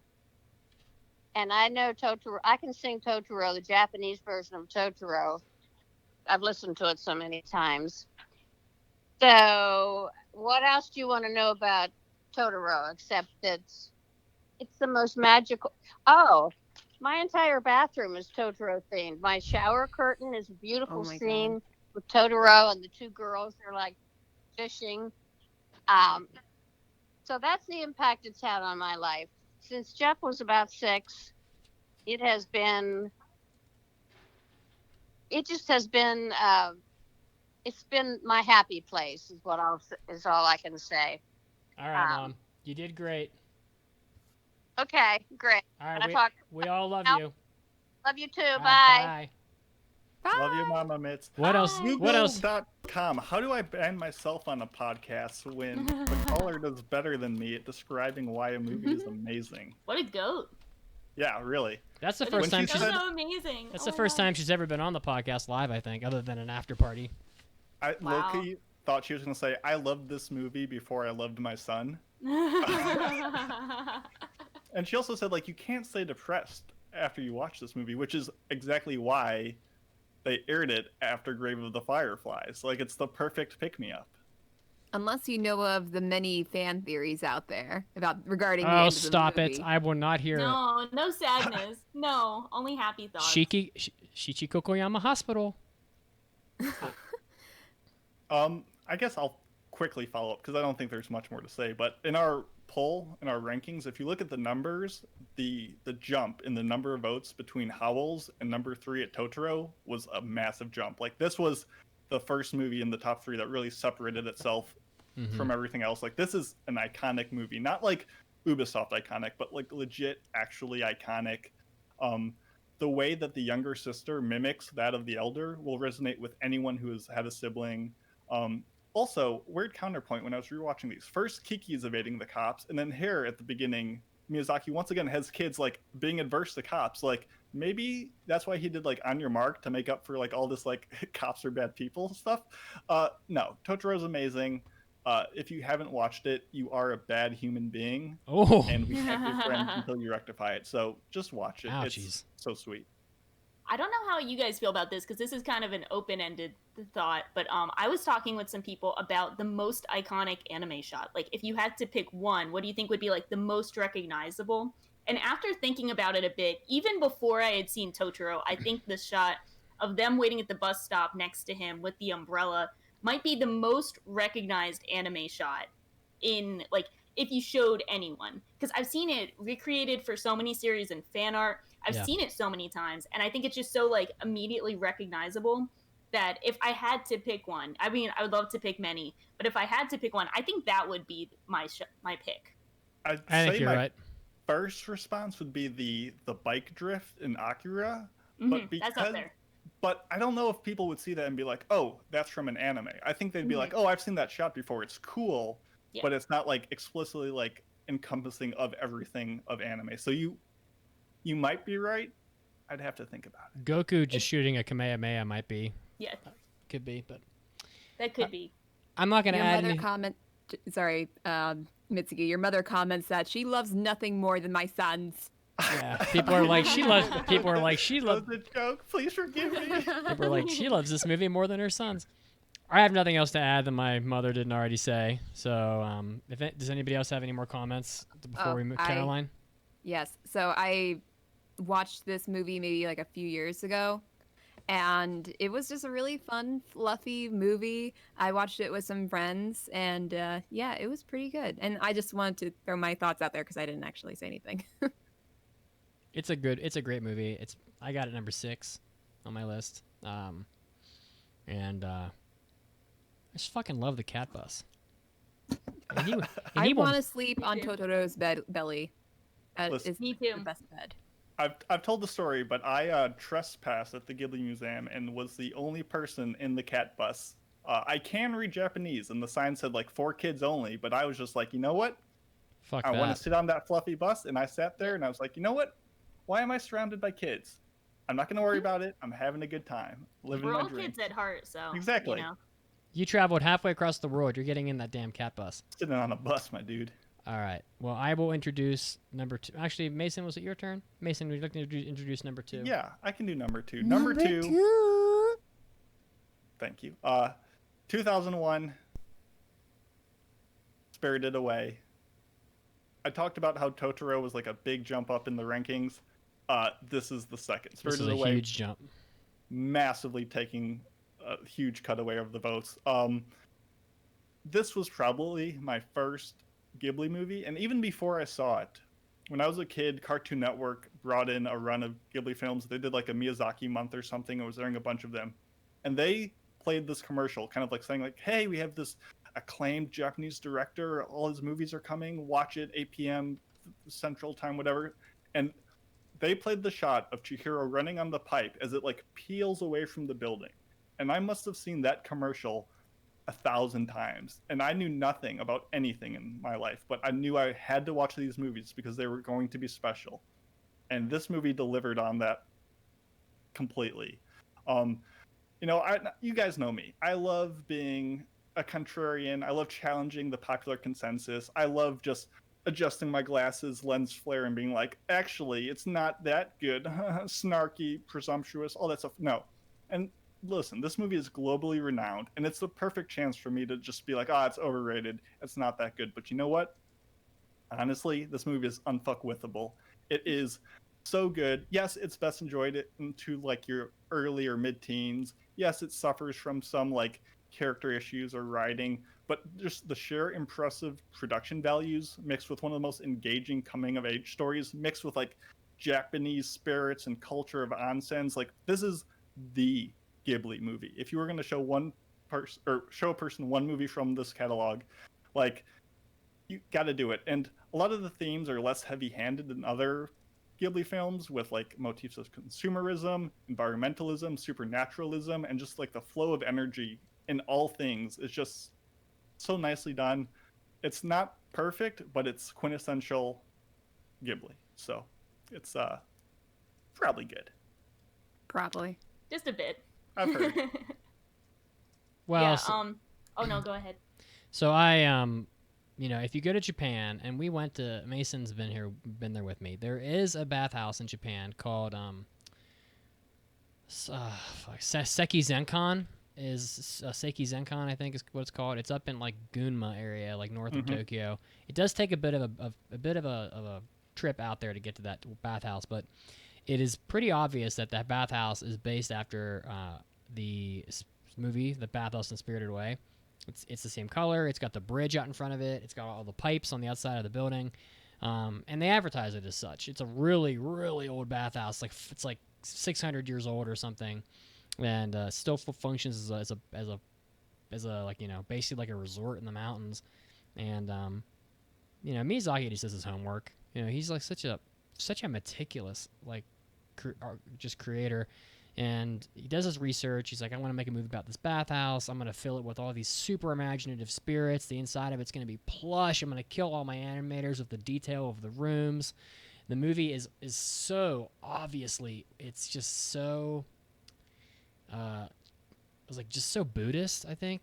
And I mean, I hope I'm not throwing out the wrong religion, but it's so like just based about on don't be greedy.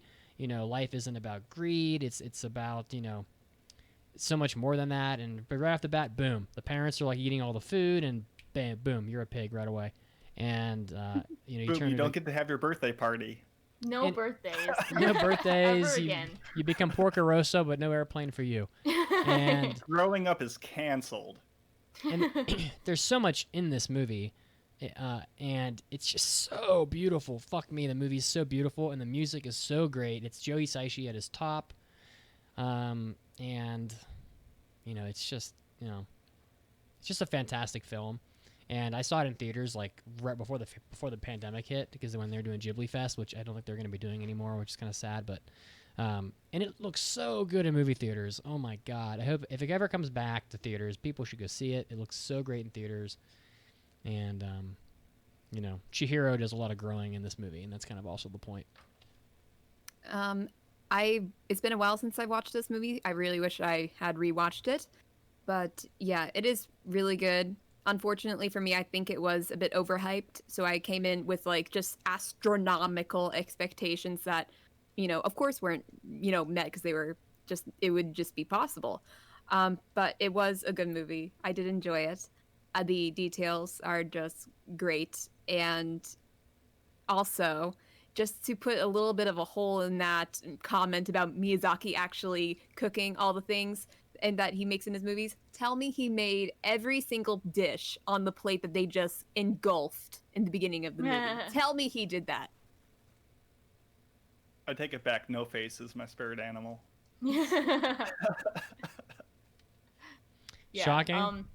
To follow up on my childhood trauma, I realized that I couldn't actually just go off of that before talking about Spirited Away, since it had been like 17 years since I had seen it. So I had a few birthdays since then, and I was in a good place. And I watched Spirited Away after Totoro recently, and I was definitely able to appreciate the film so much more. Something that stood out that we've kind of touched upon with other Ghibli films is how like a lot of them really do feel long, but Spirited Away really does have the perfect pacing. Like everything, even though I wouldn't consider it like a high-paced film per se, like everything moves along so perfectly. I feel like every scene has the perfect amount of runtime, and when I saw it again, I was really disgusted at like the pigs again, but I think it's interesting that her parents turning into pigs is the most creepy, terrifying part of a film, filled with so many different spirits and otherworldly creatures,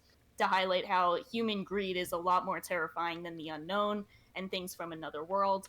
And seeing everything kind of come together from an adult perspective really helped me appreciate just why this is like the anime film. This is the one that gets the acclaim. This is the one that shows up number 2 on Time's best movies of the 21st century thus far. Number 2 for like all live action films, everything. Like this is the one they highlight, and I think it's deserving of the praise. So I'm glad that this is it for us. Not this. It's not it for our list, but this is the big boys. So I think it deserves a lot of respect. Indeed. All right. Well, we've arrived at the end. I think everybody knows the number 1 movie, but let's let Shocking introduce it. Number 1.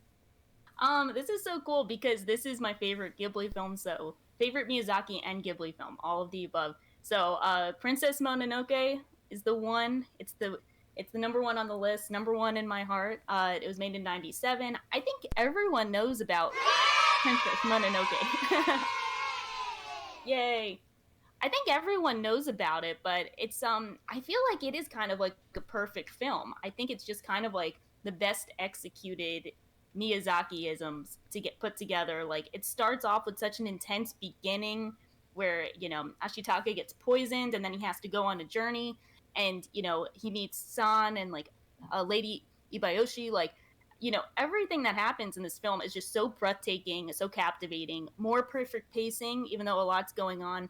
And something I've picked up on is that Miyazaki always likes to talk about environmentalism, and oftentimes you get like, you know, human society is bad, pollution is bad, but this is the one film where I feel like we get a good, like, kind of morally great view of it, because Lady Ibayoshi's town is like the most, you know, it's the most peaceful, the most thriving out of all the other villages we see throughout the film. So it does show like, hey, they're responsible for poisoning the forest, they're kind of like fucking everything up for everyone, but the women there are living in peace, they're all eating well, they're thriving. So it is kind of like, this is why they're throwing such unbalance in the world, which makes it feel like, okay, you can kind of see all sides to it. But honestly, it's iconic film. I love it. It's the one film where I can somehow remember the character names, which is more on me than on Miyazaki, but I think it's fantastic. I'm glad other people agreed too, so I'm glad to see it as number one. If I could go next. Go for You it. may. Yeah, so I mentioned that this was the first Ghibli movie I've seen, watched it back in college, and I think the timing of watching this movie certainly had amplified my feelings for this movie, because it was my first year. It kind of represented, I feel, just a different kind of entertainment that I had not seen before in a different time in my life. So seeing this movie where there were no bad, like, you know, obviously bad people, there were no obviously good people, there was a difficult situation, and yet there was this powerful woman character that is kind of the villain, but she's also doing great things for the women of this town. They aren't, you know, pillaging and just for fun or anything like that. They aren't ruining the forest just because they want to. They do it because they have to, and they work hard to live a life. It's not like it was easy for them either. So I feel like with all those things combined, it just made it into a really interesting movie for me. And while I'm the gore of it was surprising to me as well, because I don't think I've ever seen like these creatures with these diseases, and it was kind of scary but also really, really cool. And you know, I liked Sen. She was a really cool character, and I enjoyed her. And Ashitaka, he was okay. But all in all, it is my favorite Ghibli movie for a lot of reasons, and I am glad that it is number one, because I was definitely expecting Spirited Away to be number one, because I think that is the penultimate. That isn't the right word. It is the penultimate best. It is the penultimate best, but I think it is the most popular. But obviously this list doesn't say that. But honestly, in my mind, I think everybody thinks of Spirited Away the first time they think of Ghibli. So, yeah, those are my thoughts on the movie. Wow, I have a thought. It burns. It burns. Mason rolls his eyes. When all the worms are coming out. Well, they used to have an anime sell on eBay of like the worms coming out of San's face when she was like at the end of the movie, when she's like on top of the giant boar god at the end of the movie, and she's kind of like dig them out of him. I guess they must have sold it, but it was like $8,000. I guess they must have sold it. It was pretty great. This movie's awesome. I watched it at my house. I showed it to a friend of ours here in Denver as like one of their first anime, and I'm like, you know, like this is an anime that just can't miss with most people. It has absolutely everything. The production is phenomenal. It's a lot like Nausicaa. Like it has so many great things in it. There's so many just fantastic scenes. Irontown is so well world built. You know, it's got the girls working the iron bellows. There's so many different settings in this movie. It just moves around so much. They're in Ashitaka's town. They're in Irontown. They're in the forest. They're at the lake. Like it's got all these different settings. So many cool mythical creatures. The movie has just mind blowing music. I mean, it's like it's almost like, am I watching like an anime right now? Because so many anime today are just like they have like very watered down music, and this is just like just beefy like orchestral works. I mean, Joe Hisaishi's just like, you know, putting his big balls on the table. He's like, look at my big balls. I wrote this music. And Ashitaka's red elk, cool, is gotta be up there with like coolest animals in the anime. He's so fucking badass. And I love Lady Eboshi, even though she's kind of like a villain. She's a very like complex character. She's ultimately the villain because she's trying to like wipe out, the forest or whatever. But she's doing things that she thinks are right for her people. And then at the end of the movie, Irontown is destroyed, and she's like, well, we're gonna rebuild a better town. And that we're gonna rebuild a new Irontown, a better Irontown. And I think she learns a lot, and she does a lot of growing in this movie. And I think they all do. I think San does. I think Ashitaka does. And it's the movie just has absolutely everything. This is a movie that like, if it had, I don't think it got an Oscar qualifying run, but if it had one, it would have won the Oscar. I mean, I think it's hard to imagine anything beating it. And it's deserving. This combined with Spirited Away added up to being 47.4% of everybody's first Ghibli film. And it got 16% of all votes in our poll. So it's solidly the winner of the poll, I would say. So it's a little predictable, but at the same time, I think it deserves it. Who hasn't gone yet? I have not. And listeners, you did good. Obviously, this is the best one. This is the GOAT, and if not the GOAT, at least like a Leshway or a big giant deer-like entity. Whatever animal you associate with the GOAT, this is that. You guys know I'm very persnickety with my scores. 0.63% of all the anime I've ever watched has ever received a 10 out of 10, which is very few. This is one of them. The calm, scenic, beautiful backgrounds against like this visceral warfare going on, the meaningless of life balanced against like the meaning of surviving it. Just the legendary soundtrack, some of the most spectacular animation cuts of all time. Like, do I know why Ashitaka's arrows can take people's arms clean off? No. Do I know how Jacobo can run in those insane platform sandals? No clue. But I know that I love this movie and that it is just the ultimate work of art from this already acclaimed studio. So I don't want to go on any further. Either you have watched it and you know how good it is, or you haven't and you're in for the best 2 hours of your life. So please watch this movie. It's worth all that. I think it's the longest Ghibli film. It's 2 hours and 13 minutes. That's a pretty long. Pompoko is long too, though. Let me check that. And I know we have already spent far too much time talking this. Behind the scenes, I was messaging Shocking. I'm like, this is probably going to be a long episode. Expect about 2 hours. And we haven't even gotten to our review. But if you will permit me really quick, I do want to shout out, if you cannot get enough Ghibli, we talked about it last episode, but watch the 2013 documentary, The Kingdom of Dreams and Madness. Also watch the 2016 documentary called Never Ending Man, which is like a story about Miyazaki as he's like toiling away to make Kamushi no Boro. And it's much less like cleanly and professionally filmed, but you really get to see his like insane attention to detail. Like there's a moment where like a bug type worm like turns his head to look at something. And if you watch it, you'd be like, well, that looks cool.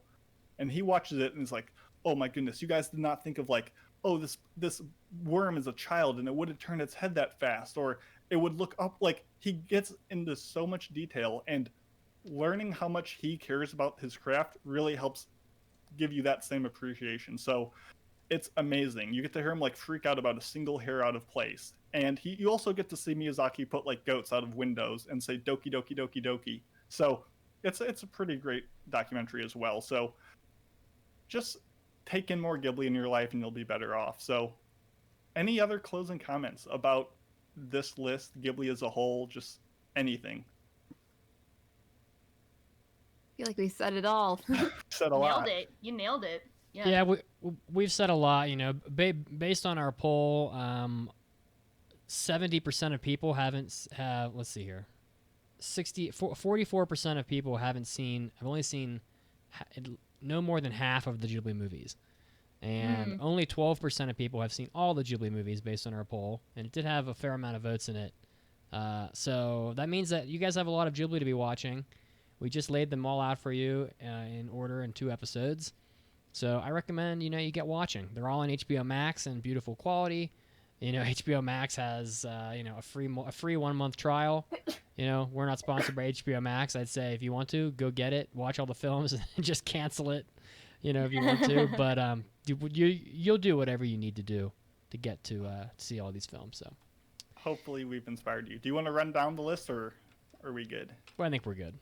Okay, well, believe it or not, we actually do have a review coming up, but we need to take a well-deserved break, so we will leave you with a weekly trivia question in the meantime. In Porco Rosso, the famed airplane mechanic from Milan shares what name with one of the most famous Dragon Ball characters? We'll let you know in just a bit. Stay tuned.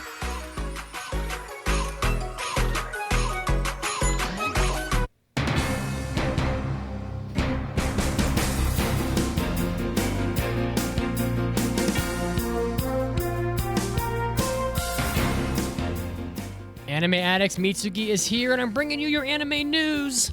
Leading us off with a couple anime adaptation announcements, starting with The Way of the House Husband, the anime adaptation of Kosuke Ono's Goku Shufudo, or again, The Way of the House Husband. Its second part of the manga is already greenlit for an anime adaptation. The synopsis: Immortal Tatsu, the legendary Yakuza who single-handedly defeated a rival gang with a lead pipe, is a name known to strike fear in both hardened police officers and vicious criminals. Soon after his disappearance, he resurfaces with a slight change in profession. Now equipped with an apron, Tatsu has given up violence and is trying to make an honest living as a house husband.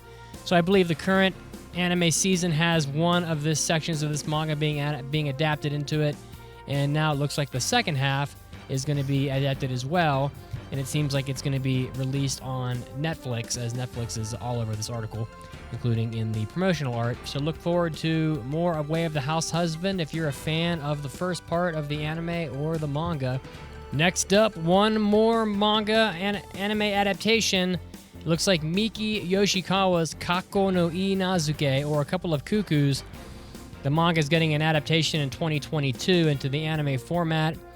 It looks like the chief director of the anime is going to be Hiroaki Akagi of Karakai Jozu no Takagi-san, and the director is Yoshiyuki Shirahata of Great Pretender.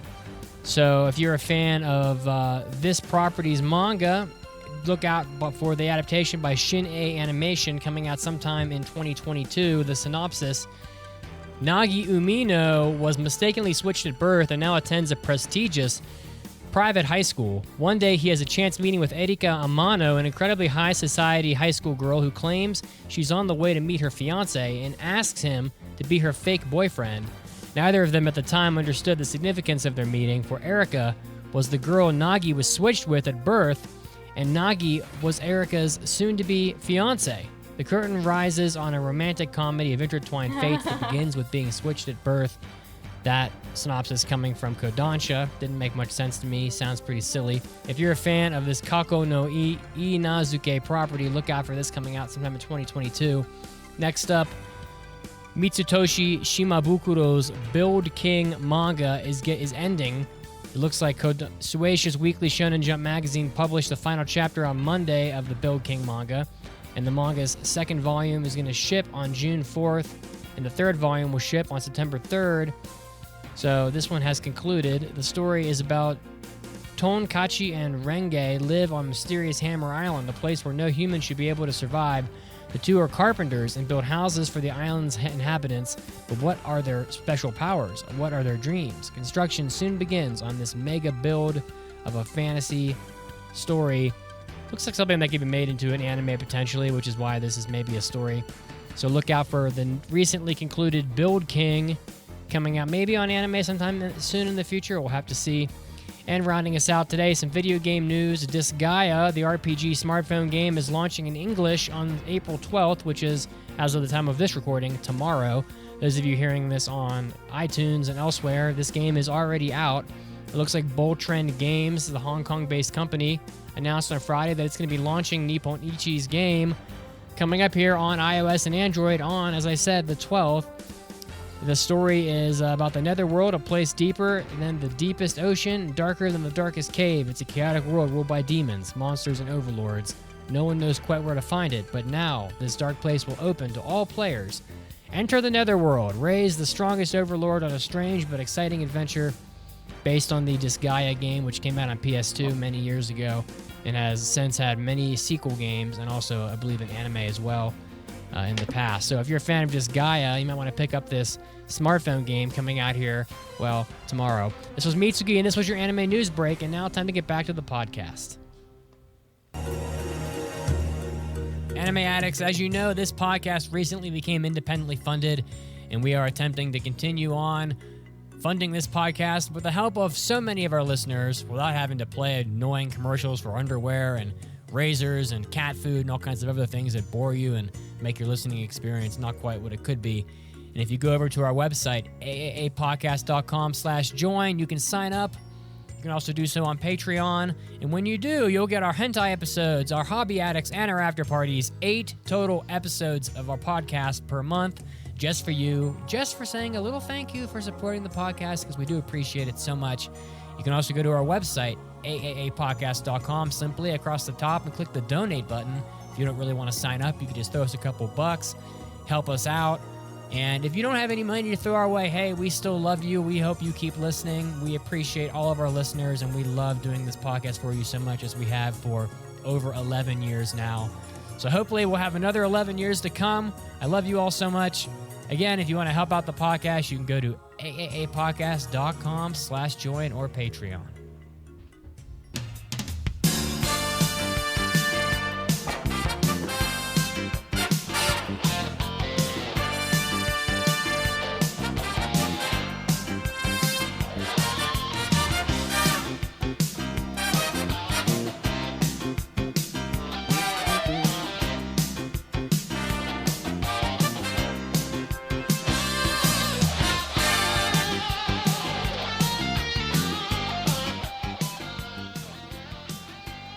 Welcome back to the podcast. Oh, MD Geist, what?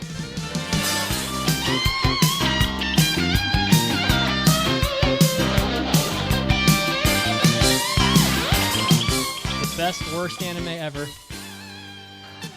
And Porco Rosso, the famed airplane mechanic from Milan, shares what name with one of the most famous Dragon Ball characters? Piccolo. Also a musical instrument. All right.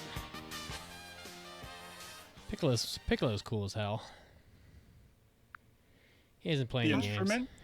No, Piccolo. the green man with stretchy muscles. Classic. All right. Well, here we are at the end of the show with the review of Promised Neverland Season 2. And I believe that Caroline passed this one, so why don't you kick it off, Caroline?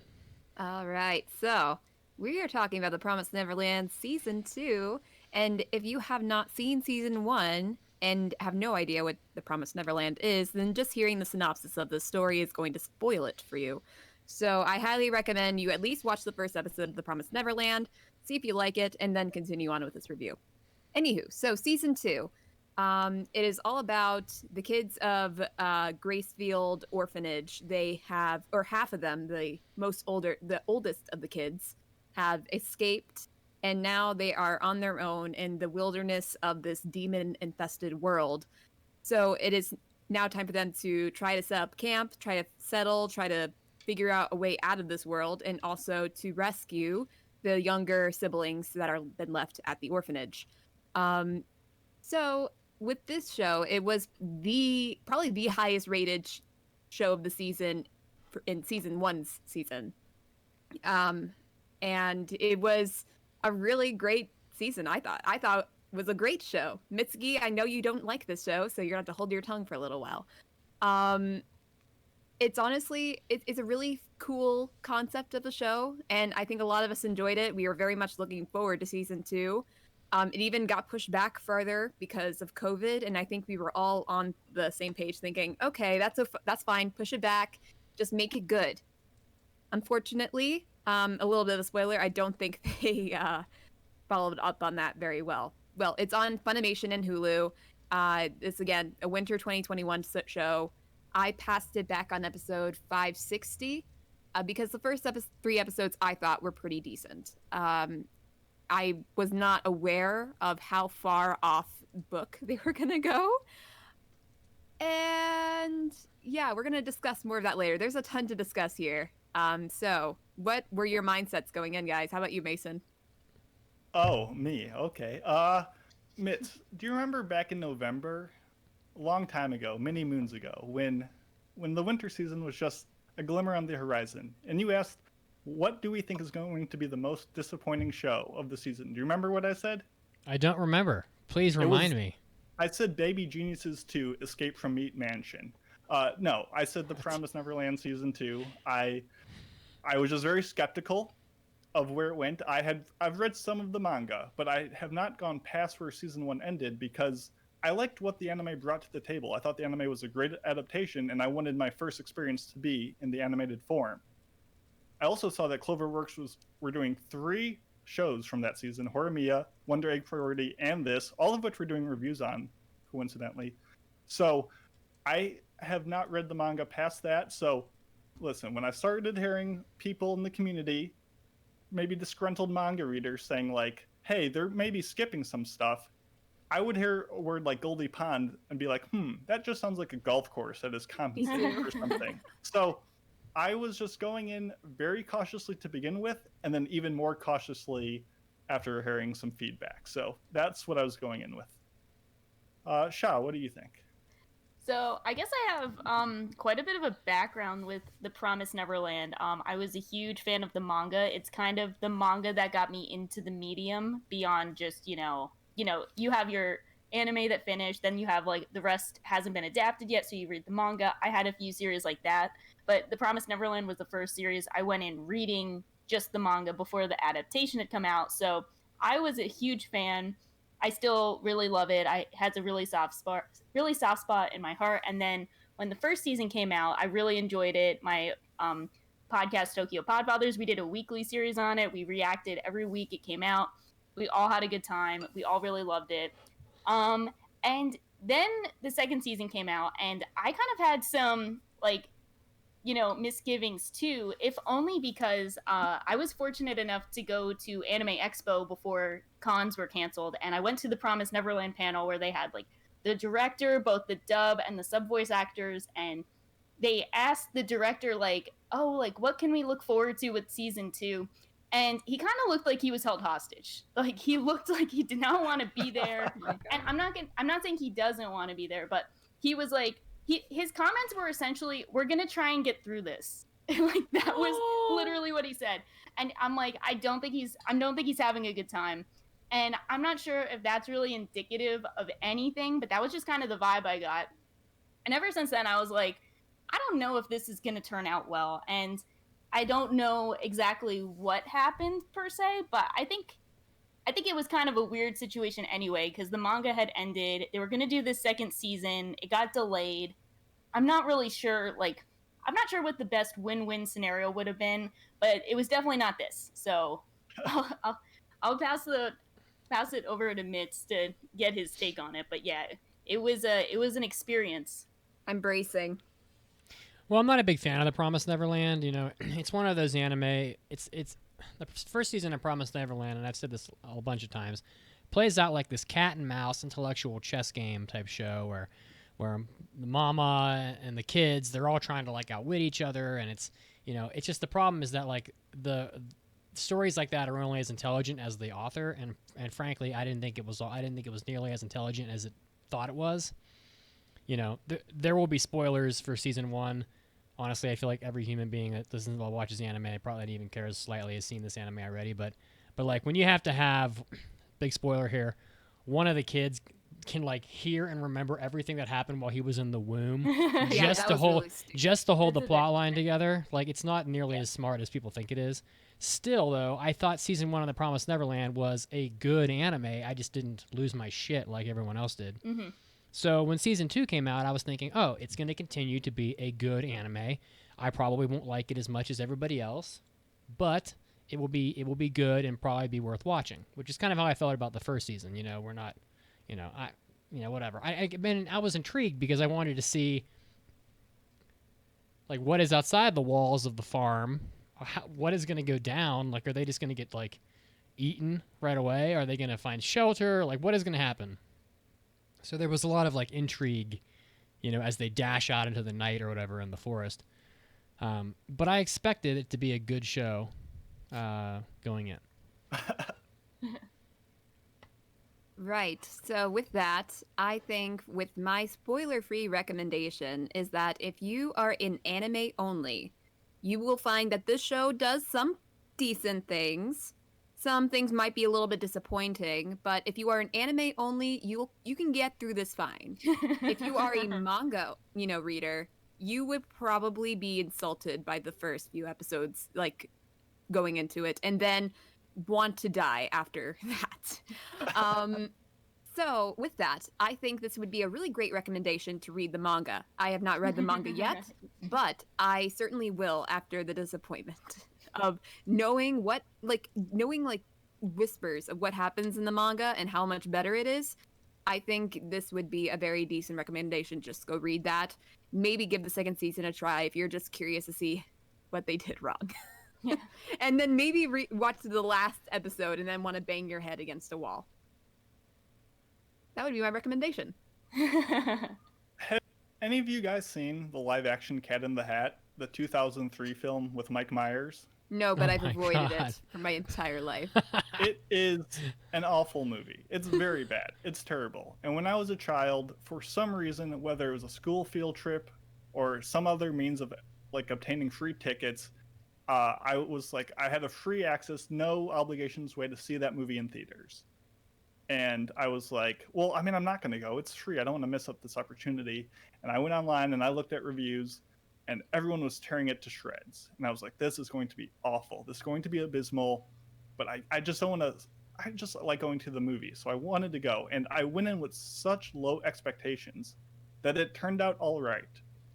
And I think that's kind of what happened here, is I heard so many people bemoaning it and tearing it down that I was expecting the worst, and it ended up being, as Caroline said, for an anime only, not bad for the first third. It's just different. If you go in expecting all the tension and dread and cat and mouse from season 1, yes, you'll be disappointed. But you know what? I was like, you know what? These kids deserve a breather. We got some little Somali in the Forest spirit vibes going on. Like, just with a bigger cast. Like, I was doing all right. Things weren't well explained. We got some time jumps, but I was getting it. But then, as we'll talk about, it did eventually, my patience wore out part. It goes from like a main cast kind of overcoming a controlling, overpowered force with like ingenuity and wit and a bit of assistance to just Deus Ex Machinas out the wazoo, and it just was pretty insufferable. So read the manga, maybe. Watch season 1 and pretend it never happened, just like Berserk, where season 1 was enough, and be happy with that. Read the manga. Don't watch season 2. Period. Yeah, I kind of want to speak to like the definite manga readers versus like anime onlys, and I think like one of the big issues that people had when like people were talking about it, especially for anime onlys, were like, are you guys just complaining because it's bad, or are you complaining because it's not like the manga? And I want to say that if they did something different that was interesting but different and well executed, I could totally get behind them, just kind of like trying something different to fit within the episode count. But unfortunately, that's not what happened. It was like, they took the bare bones of the manga plot points and tried to like kind of pick and choose what to adapt, which I think is the issue, because even some of the manga readers felt like the manga was like rushed at certain points. So this is like, let's rush the rushed parts, but do it more in 11 episodes. So I think that kind of speaks to a lot of the issues. And one of the parts that stood out was, you guys, speaking of more bad movies, did you guys see Batman versus Superman?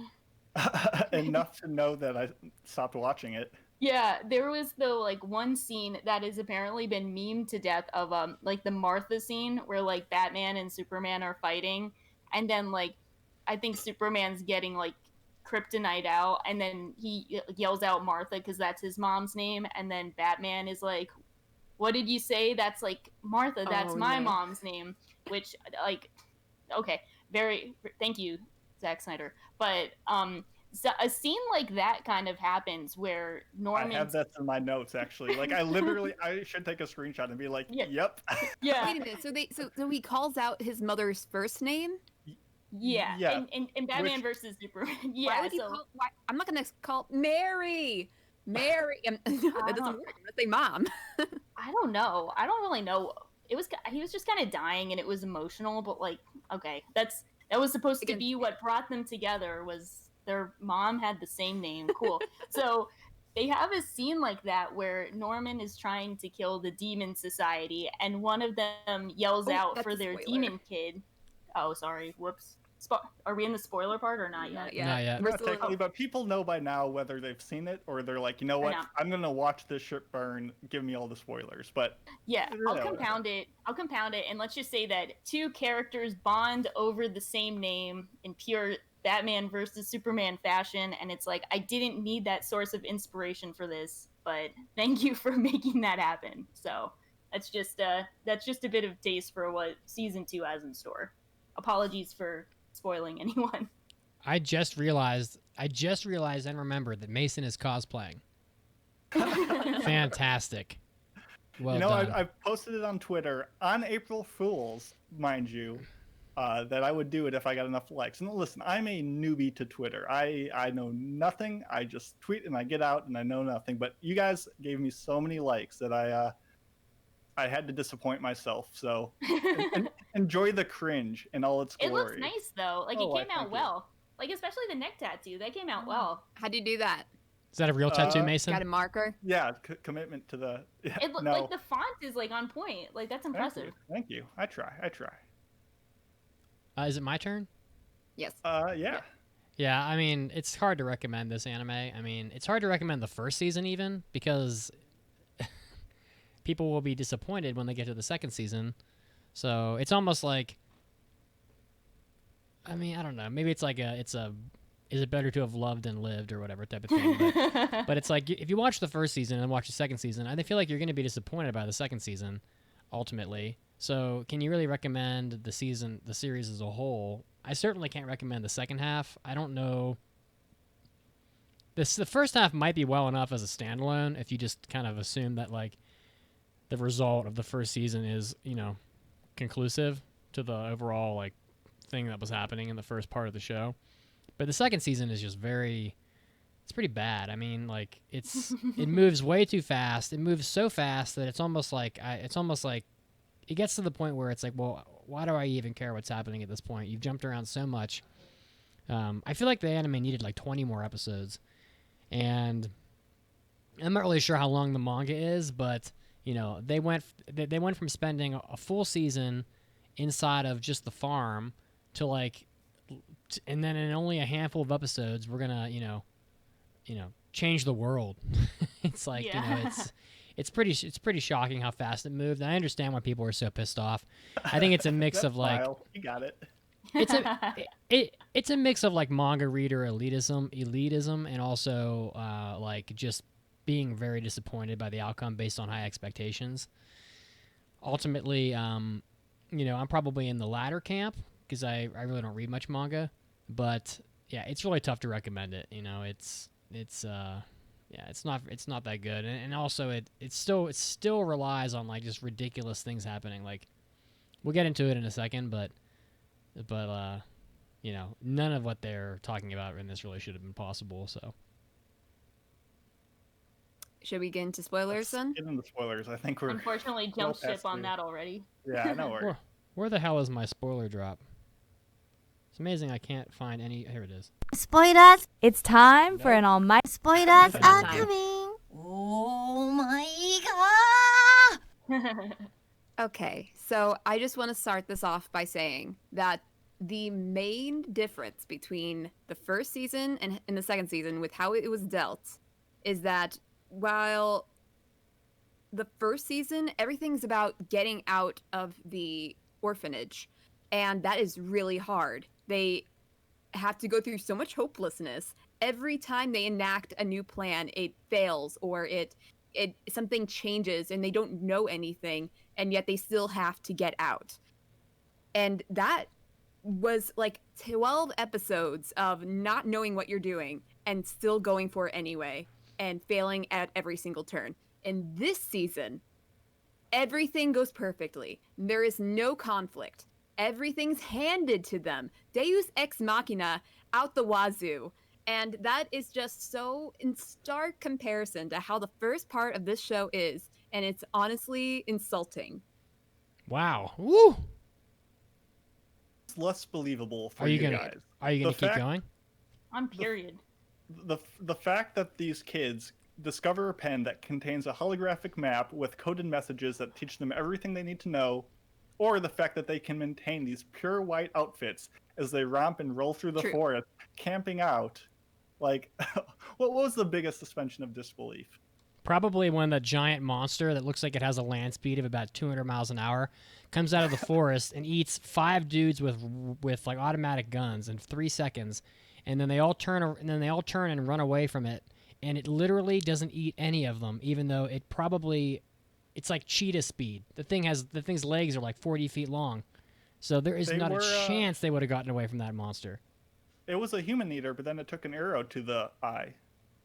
Well, I think Ray just 360 no-scoped Japan sinks it from that I mean, but like the other demons can regenerate their limbs and stuff, so I would assume that even if it didn't have other eyes, which I'm pretty sure it did, it would have just popped another eye out in 2 seconds.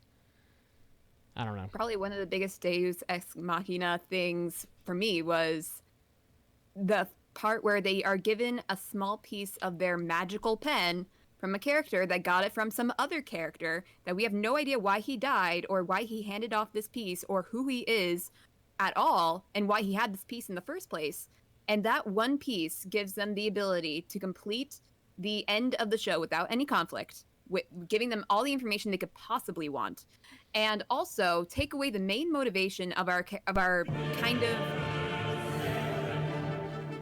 take away the main motivation of the characters, the kids that were in that facility. The main motivation why they want to kill the demons is because they are dying a horrible death, and with that pen, that gives them the ability to recreate an antidote to a thing that would not have even been available 15 years ago. That's when this pen was created.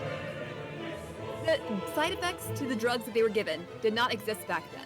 And that gives them the antidote to do this thing. They don't even make the antidote. They're like, oh my gosh, there's an antidote. We can make that and we can take away all our motivation altogether. I'm pissed.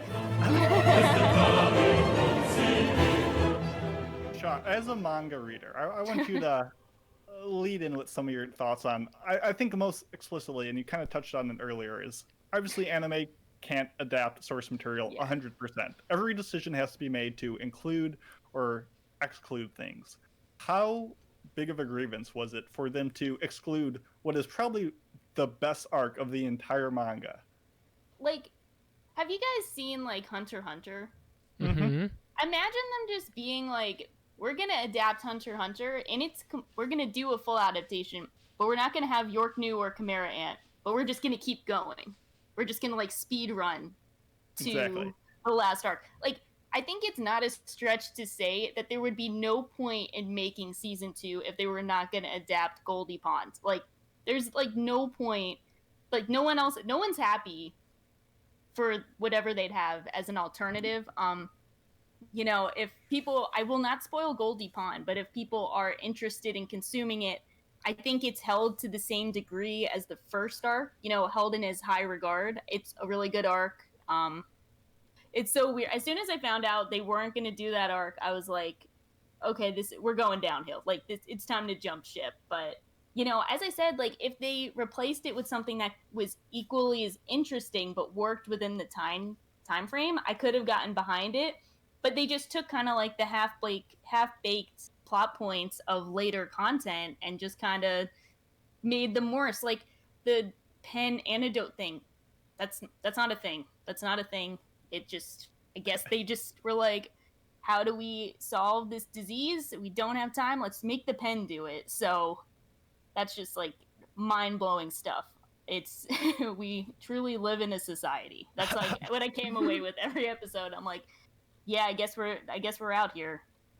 this season very much felt like a failure from the top levels of this production community to come to their staff and say, look, we want to adapt this entire thing in 12 episodes only, go. And just did not give the team time to prioritize, make the appropriate decisions, and just, it felt like they were scrambling from the very first moment. And like, there's so many things at the beginning that I think it did well, from like, even like the smallest of directing things. Like, we get these common themes of like characters who have their face concealed or obstructed is like very common. You have obviously Mujika and Sonju with their mask on. You have Rei in his hair. You have Emma in her hood, and even like camera shots where like a table will be like blocking the face of the speaker, so you only see their mouth. Like, that was a very common thing, and that was a nice touch. You had things coming in sets of 2. Obviously, Rei and Emma, Mujika and Sonju. You have like petals that fall from a ferret.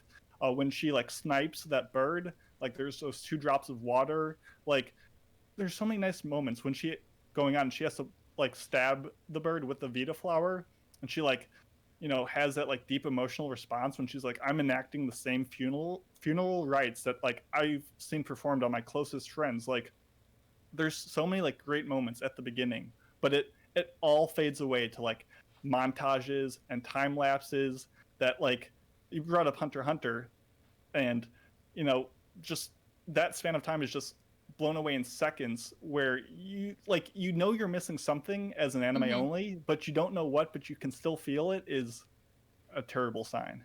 Yeah. And that all accumulates to the final montage, the king of all montages, in that last minute where they're like, we're gonna change the world, and I'm like, okay, so season 3, and they're like, no, 1 minute. Yeah. I literally screamed when this was all happening, and it was not even a comprehensible montage. It was like they took scenes from, I guess, the manga. I, again, haven't read it. They took random panels from the manga and decided to put them to color, and they did like a sweeping view of that scene. And so many of them, and you're thinking to yourself, wait, what is happening in this scene? And I did know that in one of the scenes, she meets like literal God, and it's like a dragon thing with the old man levitating in front of it or something like that. And I had no idea what that was. And I'm like, what's this dragon? What is this? And the fact that they thought to put this stuff in there without any context in a montage and just gave up. It really irked me. And only until later did I realize the gravity of that scene. It's a big deal meeting God. Yeah. You think? Sometimes. And the fact that they just gave up on ever finishing the show. And you can screw up season 2, but how dare you like take away any chance this show has of an actually decent season 3? The Promised Neverland Brotherhood Edition win, please. Thank you. It's gonna have to happen. Otherwise, I'm furious for the manga readers. Yeah, it's just like it's such a weird point too, because the manga's complete, so I feel like I might be presuming a bit, but I feel like they kind of made this to boost manga sales. Like, that might be the intention the production committee had, trying to keep the interest in the series going, because like the manga's not publishing anymore. It's been done for at least half a year, probably more. It's definitely more. I lost sense of time. It's been done for a while. So it's weird that they just kind of YOLO'd it. I think Tokyo Ghoul Re is kind of the thing that people have brought up a lot, of like, we got the new Tokyo Ghoul Re, so I guess Promised Neverland can be the new Tokyo Ghoul of this generation in terms of bad adaptations for good manga that have disappointed fans. So the legacy lives on. Big oof, as the kids say. Yeah. There were so many things that just didn't make sense in this, and I know we've talked about the big one of like, how does this demon survivor, guilted from like 700 years of betrayal, find like a coin-sized hunk of metal on a human and keep it for 15 years to have it perfectly match a pen? Like, obviously we get it, but then even like medium things, like Norman is in this like highly controlled facility. How does he just make bombs under surveillance? Like, all of season one was escaping from this institution. That was done in 2 minutes. One watch dog doing it, and now he is like 30 and he's able to make bombs. Exactly. And even like super small things, like they're in this underground base and there's an explosion, and they're like, where did that sound come from? And Emma is the person who like says like, oh, it's in that direction. Emma is the person with one ear. How is she the one who can like detect that? Like, that's not how ears work, you dummy. Like, I know that's nitpicking, but like that is just prevalent across the entire show.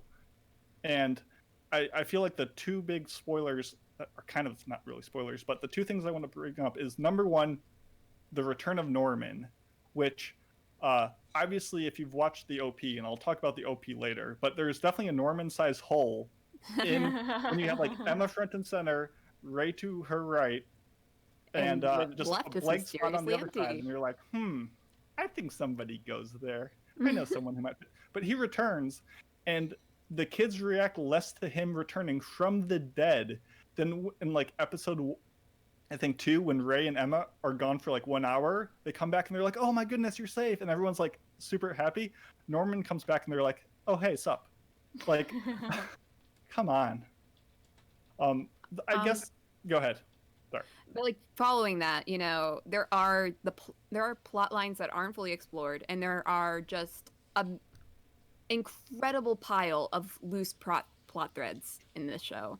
Even from as early as like the first 3 episodes, I think they enter that room and then they talk to the recording of William Minerva, and there's like in red writing, "Help me," and like. And you're thinking to yourself, what the frick happened here? I remember that scene. I was wondering. Nothing is explained. And then there's that journal that the girl finds, and that's giving them all these messages of like hopelessness. That's not explained either. There's Sanju, who has, you know, who won't eat the children, but he says like, I'm gonna eat their children, and that's not explained. Apparently he just gave up on that without any thought, and you know, just things like that. It's like they introduce these things without even thinking that they wouldn't have a chance to actually explain them. I kind of wanted to have an anime based on the ending theme, because like the ending theme had all these videos of, what was the one girl's name? The Mujika, the cute demon with like the blue hair or whatever. The devil blood or whatever. There's Evil all blood. There's all like these cute scenes of them like camping and doing all this stuff in the ending theme. And the ending theme, by the way, is pretty great. I like the ending theme a lot. Yeah. Yeah. And it's like, I think Mujika was probably the most interesting character in the season.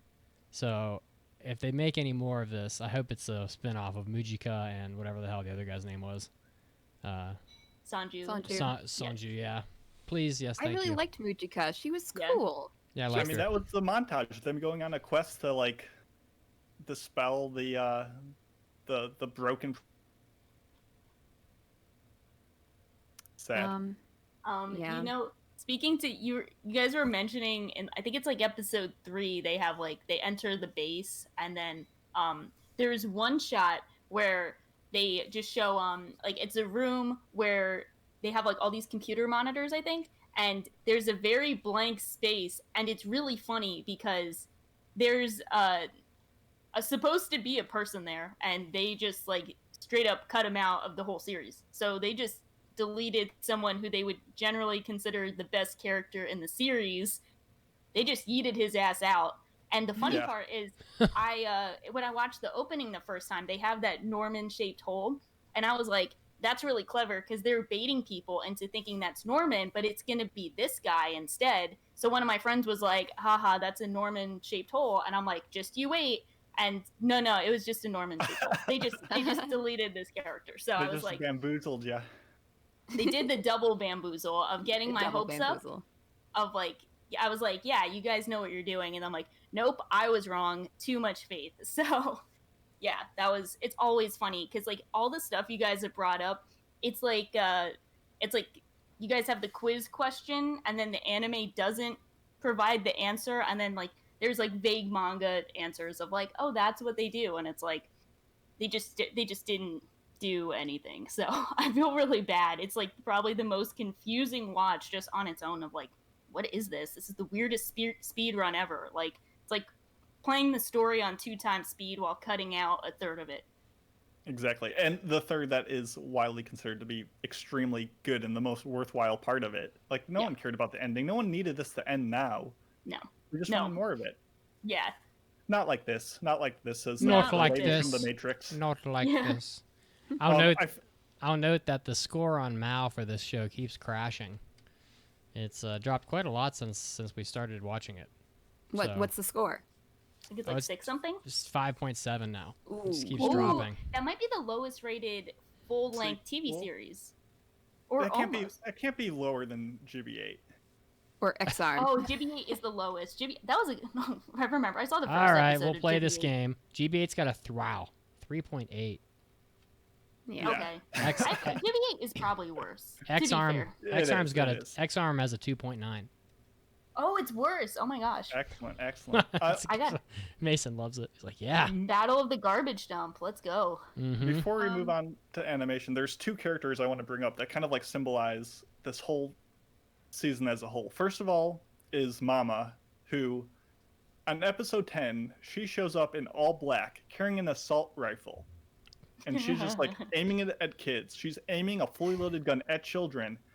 And she's still like less dreadful and fear-inducing than her like smiling sweetly with like embracing arms in season 1. Like that just shows like how far they've lost the plot of like what was great about this series in just trying to throw too much at it. And the other thing is obviously my boy Ray. What happened to you? Like he's not even an assistant to Emma anymore. Like he barely did jack shit in this season. he turned into like a backup dancer. Like Yeah, he's, he basically said, "I'm gonna do whatever you say," and then he just quit being an actual member of the three. exactly. So they did those two characters dirty. I could actually talk about a couple things that I actually did like about it. I That'd did be like good. the whole Norman situation with having to burn down the demon village. And I mean, that was a pretty unexpected turn for him, but I thought that the conflict that he and the other experimentated humans were dealing with was interesting until they took away their entire motivation. Yeah, and I thought it was pretty effective. I mean, it was sad to look at these two demon characters that you barely knew and just holding each other for dear life. I thought that was pretty decently done. Mm-hmm. And I like Yeah. sorry, go ahead. No, go ahead. I was just gonna say, yeah, I agree. I was gonna say like I like how I just really like the design of the demons. Like I like that extra thumb or pinky side appendage, or not appendage, but digit to their hands. I feel like that adds like a nice sense of otherness and unease while they're still remaining like very humanoid. And I think that allows them to seem creepy and off-putting while still you sympathize with what they're going through. But visually, I thought this was pretty laughable. My favorite moment is when in episode 10 they're like raiding the orphanage and like all the demons are like getting swords. The swords that the demons are holding are fine. They look like anime swords. But the ones that are like on the racks that they're taking them from are like JPEG renders from like Google Images of like sword photographs Yeah. that they just like copy and paste it in there. And it makes me laugh every single time. I highly encourage you to look that up if you feel so inclined. Wow. Can we talk about the best part about the show by far? Which is? The opening. Yeah. Oh, yeah, it is The pretty opening definitely. isn't fire or however they say it, but it bumps, and I really like it. Like it's a little on the nose with like the two sides facing off in the field of flowers, but you know, my Yuasa fanboy can't like hold back when I see like characters reaching towards like a light. Like that's my thing. Even if when they're all put together, it looks like a Bloodborne, like one Reborn boss of like Abomination. But I like how they had the characters. I mean, obviously they showed Norman in that one scene, but even like reaching out with them and in the face-off scene, like I like how they were added in there. So OP was great. ED was pretty great. Music was fine, but it really did have some nice moments during the raid, during the destruction of the village, during the ending montage. As bad as it looked, I thought it sounded good. So I didn't think it was all bad. Guys, I think we should score it because we're running really long. We are running incredibly long, and I'm Longer sorry. than the Promised Neverland season 2. So We're- we gave it more time. So Yeah, we're an hour. We're an hour past the normal runtime, so Yeah, yeah. I'll go first. I didn't particularly enjoy this season of the anime. I thought it was too fast and unbelievable from the start. But I feel particularly sad for all the fans of the series because I wasn't like a huge fan of the first season, so I mean I wasn't heartbroken by the second half of it. But I feel for all the manga fans and fans of the original series, and it'd be nice if there was some explanation in times like these as to why shows get their wings clipped, so to speak. I don't really know why it happens, but ultimately, like, it's tough for me to give this show more than like maybe 2 Deus Ex Machinas out of 5. I just think it wasn't. That's high, I thought, for you. Well, I'm pretty generous. I tend to hang around the middle. So. I mean, he gave season 1 a 4, so it's a pretty big jump. But you hated it. Well, I know. It's just that every other person gave season 1 a 5, so, and I'm a hater, so I couldn't give it a 5. All right, who's up next? Shocking, you go next. You're the guest.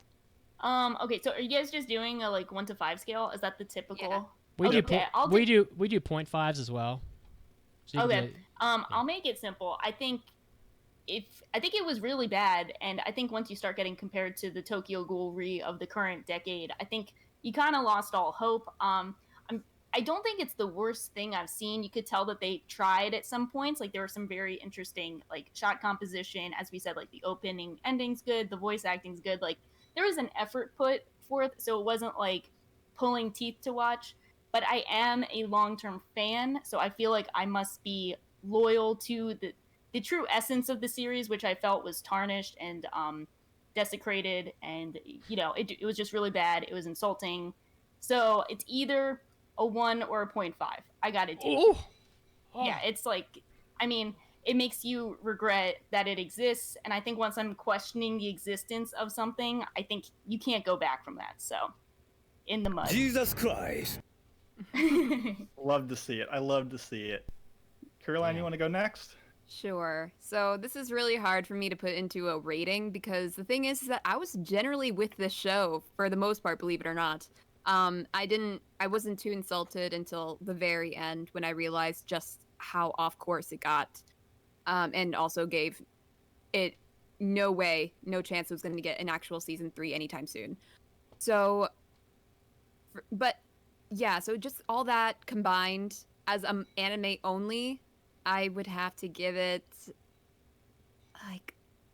a 2.5. It's really hard for me to give an accurate score for me. Thank you. I can't be giving it the highest score out of all this.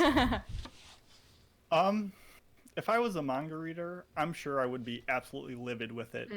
But like I said before, I came in with such low expectations for it to meet those sometimes, occasionally. I can't go all in on it.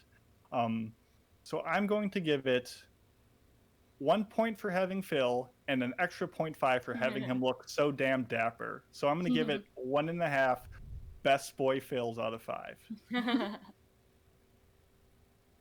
All right. Wow. Well, that averages out to something like a 1.5 or a 2 ish.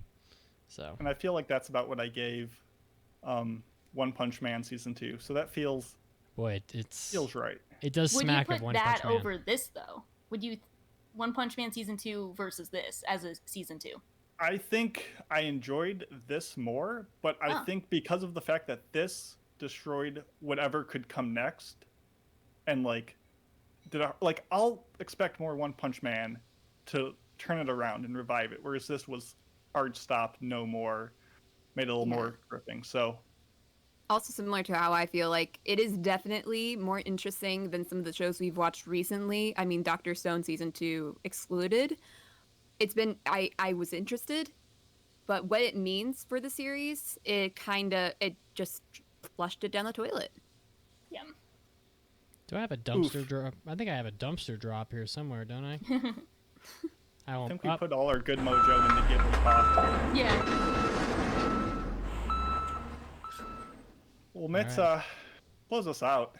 Yep. Well, we need to get out of here. I know. The Odyssey. We've kept Shocking so long. Shocking, No, thank you this so is much fun. for joining us. One more time, please plug everything. Don't be shy. Let it rip. Thanks. Thank you guys for having me. This was a fun time, good time. It ran long, but in a good way. So I appreciate you guys having me. It was great meeting you all, and this was a lot of fun talks. If you want to find me online, I'm at Shocking807 on Twitter, then Tokyo Podfathers and Just Weebs. Those are the @ for all my Twitter accounts that have links to what we're doing. So thanks so much. All right. If you want to find the podcast, it's at AAA Podcast. If you want to find me, I'm at Pope Mitsugi. If you want to find Mason, he's at Macy Pacey. Caroline, do you have a Twitter yet? I do have a Twitter. I just don't really use it all that much. Oh, We well. run a podcast one. Follow her Yeah, there. that's enough for me. Check us out on Facebook. Check us out on Discord. Guys, Manga Club, 21st, Hozuki no Dei Tetsu for the Anime Club, 10 p.m. Eastern. Don't miss it. For the Manga Club, April 14th on the Discord, they're going to be talking about Nana, volumes 1 through 3, chapters 1 through 8. I think I got that right. Also at 10 p.m. Eastern. So don't miss out on the Anime Club and the Manga Club on the Discord. See you guys next time. Bye. See ya. Bye-bye. Next week, Jujutsu Kaisen.